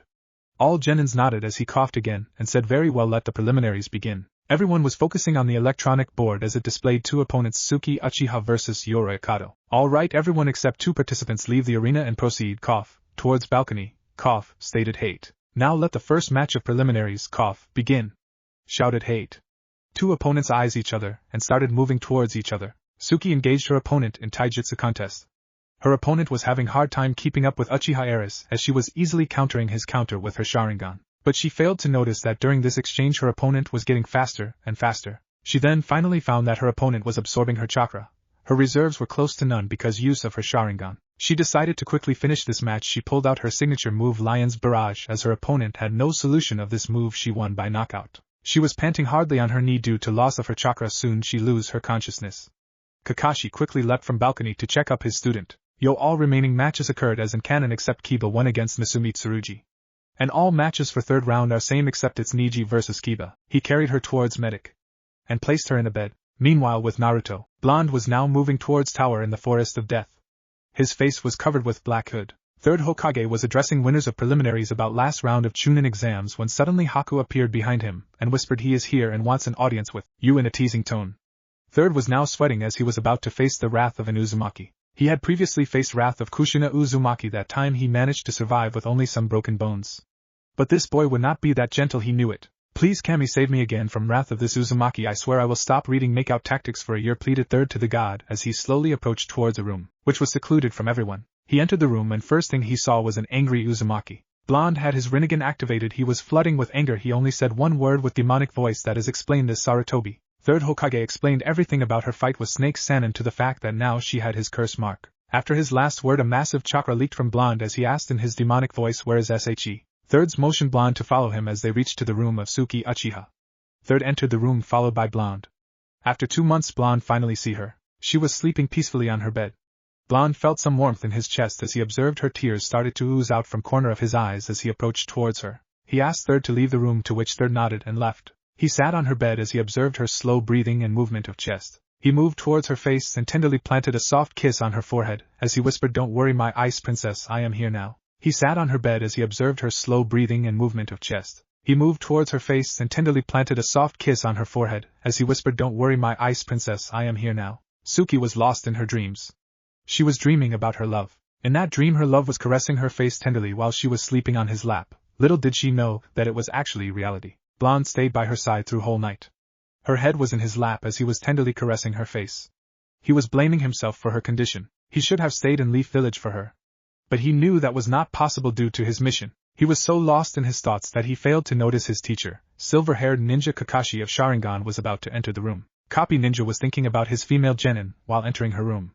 But when he entered, his eyes widened as he watched his former genin sitting on her bed. He quickly reached for his weapon and slowly and carefully moved towards Blonde. Keep quiet, Kakashi-sensei. Wait on the rooftop and I will explain everything. He whispered just enough for Copy Ninja to hear. Copy Ninja sheathed his weapon and nodded as he disappeared in swirl of leaves. Blonde slowly lifted Suki's head from his lap and tenderly placed her on pillow. He got out her bed and followed Kakashi, but not before planting a kiss on her cheek. On the rooftops, Copy Ninja waiting for Blonde to show up. Suddenly Blonde Ninja arrived in swirl of leaves. "Okay, tell me, who are you?" questioned Copy Ninja dangerously as he prepared to attack Blonde in front of him. "Don't you see, sensei? I am your cute little genin Namake's Naruto," teased Blonde. Copy Ninja suddenly lunged forward and engulfed Blonde in a tight hug. "It's really you, Naruto. I can't believe it." Kakashi got out as he strengthened his hug. Blonde was finding it very hard to breathe. Too tight, he got out. Copy Ninja quickly released Naruto from his hug. Blonde was able to regain his composure after a few seconds and now was standing in front of him. Kakashi eyed the boy in front of him. He was now about 5'9", with slightly broader shoulder. His hair was reaching his chin, and were looking more like his father. He was wearing black jacket with a hood and black umbu pants. "He is your spitting image, sensei," said Kakashi inwardly. Then suddenly he remembered something. "How did you know that fourth Hokage was your father?" He got out with curiosity and kept his gaze on Blonde. Blonde sighed and decided to explain everything to his sensei. "Well, you know, third Hokage told me about him and my mother," Blonde stated with heavy heart. Kakashi nodded and was waiting for further explanation. "That's all I can tell you, sensei." Blonde got out and averted his gaze from him. "Something is wrong. Why did he fake his own death?" "I need to investigate about it," wondered Kakashi. But the most important thing was that his student cheated death, and was alive now in front of him. That means his sensei's legacy survived. But then he wondered, what was he doing in Leaf Village? If he faked his own death, then that meant he was on a suicidal mission, probably some infiltration mission with high risk. "So what's your mission, Naruto?" questioned Kakashi, waiting for some positive reply, but only reply he got from his student was empty words. Blonde shook his head negatively. "Sorry, sensei, can't tell you about it. It's above S-rank mission," he replied and prepared to leave. Then suddenly he felt warm sensation on his left shoulder. When he turned back, he saw that Kakashi's hand was on his left shoulder. "Naruto, whatever it is, always remember that your parents always loved you, and so will Suki. And I am also proud of you. If you allow me, I will join you in your mission and fulfill my duty as your sensei," Kakashi stated with pride as his eyes gazed into Blonde's eyes, and for the first time he saw something in his eyes. Emotions. He saw emotions in Blonde's eyes as small amount of water started to build in his eyes. Blonde was unable to control his feelings. For first time in his life he found someone who truly cared for him after Suki. He gave a large smile to Copy Ninja. "Sorry, sensei, but if you want help Suki to become strong and also to watch out for her next precious person as his godfather." Blonde got out with mixture of sorrow and joy. Without a second later, Kakashi nodded and replied hi without any hesitation as he observed Blonde just dematerialized in front of him. His words replayed in Copy Ninja's mind again. Then he realized something. Next precious person as his godfather, what did he mean by that? Wondered Kakashi, and started to march towards his favorite destination, the memorial stone. Inside Suki's room, Blonde again entered her room. Suki was still sleeping in bed. He checked her temperature and found that it was normal. When he removed his hand from her forehead, he heard Suki was whispering something. He closed distance between them. "Naruto, please don't leave me," he heard. Suki was mumbling in her sleep. "I am sorry for this, Suki. But I promise you if I survive this, then I would make it up for you," Blonde inwardly said with sadness, as he leaned forward and pecked her nose softly, and whispered human path. Soul absorption as his eyes became blue and 3 concentric rings formed in his eyes. He moved his hand over her neck and pulled out one heavy dirty soul from her body, and absorbed it. Soon curse mark on her neck disappeared as her pale skin reoccupied that space again. With heavy heart, Blonde started moving towards door. He stopped in front of it, and gave her one last look before he got out. Outside her room. As soon as Blonde walked out of her room, he noticed third Hokage and his fellow companion were standing in corridor. He walked towards them slowly. His mind wanted to get away from her as quickly as possible, but his heart was ordering him to stay with her for life. With a sigh, he chose his mind and made a sensible decision. So is she okay now? Questioned third. He was trying to make up for his mistakes. Blonde quickly recognized his tone. Yes, she is okay. I also removed your favorite student's curse seal from her neck. He spatted as he glared third for some time. Third sighed. He knew that this was all his fault. If he had killed his own teammate and his traitor student, then Leaf Village would be in a peace right now and his surrogate grandson would be living happily in village with his love. I am so sorry for all this mess, Naruto, and I will promise you that I will protect your love and son with my life from all problems. Third got out as he removed his hat and placed in front of Blonde's feet. Naruto quickly picked up Hokage's hat and spatted. What are you doing, third Hokage? This is Leaf's most prestigious hat worn by all legends from 1st to 4th Hokage. Respect it, and never do this again. No one is greater than this village, not even me. Blonde was flooding with rage now. I am so sorry, Naruto. Third stuttered and quickly took his hat from Blonde's hand. Blonde gave him a small nod. Suddenly a carrier bird appeared and landed on Blonde's shoulder. Naruto took message attached to its leg. Where the hell is that place, kid? Every time I start to follow your coordinates, I end up near shoreline. But about your other assignment. It is finished. Also, don't you even dare to slaughter them without me, or I swear I will beat the crap out of you. Zabuza, it said. Blonde chuckled when he read last few words. Bloodthirsty fool, muttered Blonde with grin. He then wrote another message and sent it with carrier bird stating that he need to return to Leaf for mission. So did you complete your planning, third Hokage? Questioned Blonde, hoping a positive reply or a nod from Professor, but was met with negative one. Blonde sighed seriously. How did this man become Hokage, he wondered. Very well, I will help you to form a good strategy. Just bring me Naro Shikaka or his son, stated Blonde stoically, and started to walk towards exit. Soon he was joined by his only female companion on this mission. Outside hospital, Haku and Naruto were walking towards their destination. Both covered their faces with hood. Haku was worried about her surrogate father, so she asked Naruto, do you think that he will be okay? With concern, and was met with a laugh from her team leader. Her eyebrows twitched behind her hood. What's so funny, Naruto? She stated murderously with dangerous grin. Blonde was sweating now and decided to quickly stop his laugh. We both know that Zabuza is a one tough SOB, and I don't think that anyone would mess with him in his home territory, where Miss rules. He will be fine, replied Blonde with fake chuckle. But from inside he was feeling that something bad was going to happen. Haku also gave a thought about what her leader said and found that he was right. No one could defeat Zabuza in the mist. Little did they both know that they were wrong. With Zabuza, for the first time in last 5 days, Zabuza opened his eyes and noticed that he was chained to a pole. All of his stuff and gear was gone, and he was totally naked. Even his undergarments were gone too. What the hell is going on here, he mumbled. He was still feeling effects of drug that affected his system. He regained his vision and tried to reach for his chakra, but found that he could not mold it. Well, looks like my guest is awake now, voice echoed. Miss Ninja tried to locate the source, but his vision was still not at full capacity. But from the voice he could guarantee that speaker was a male in his 20s.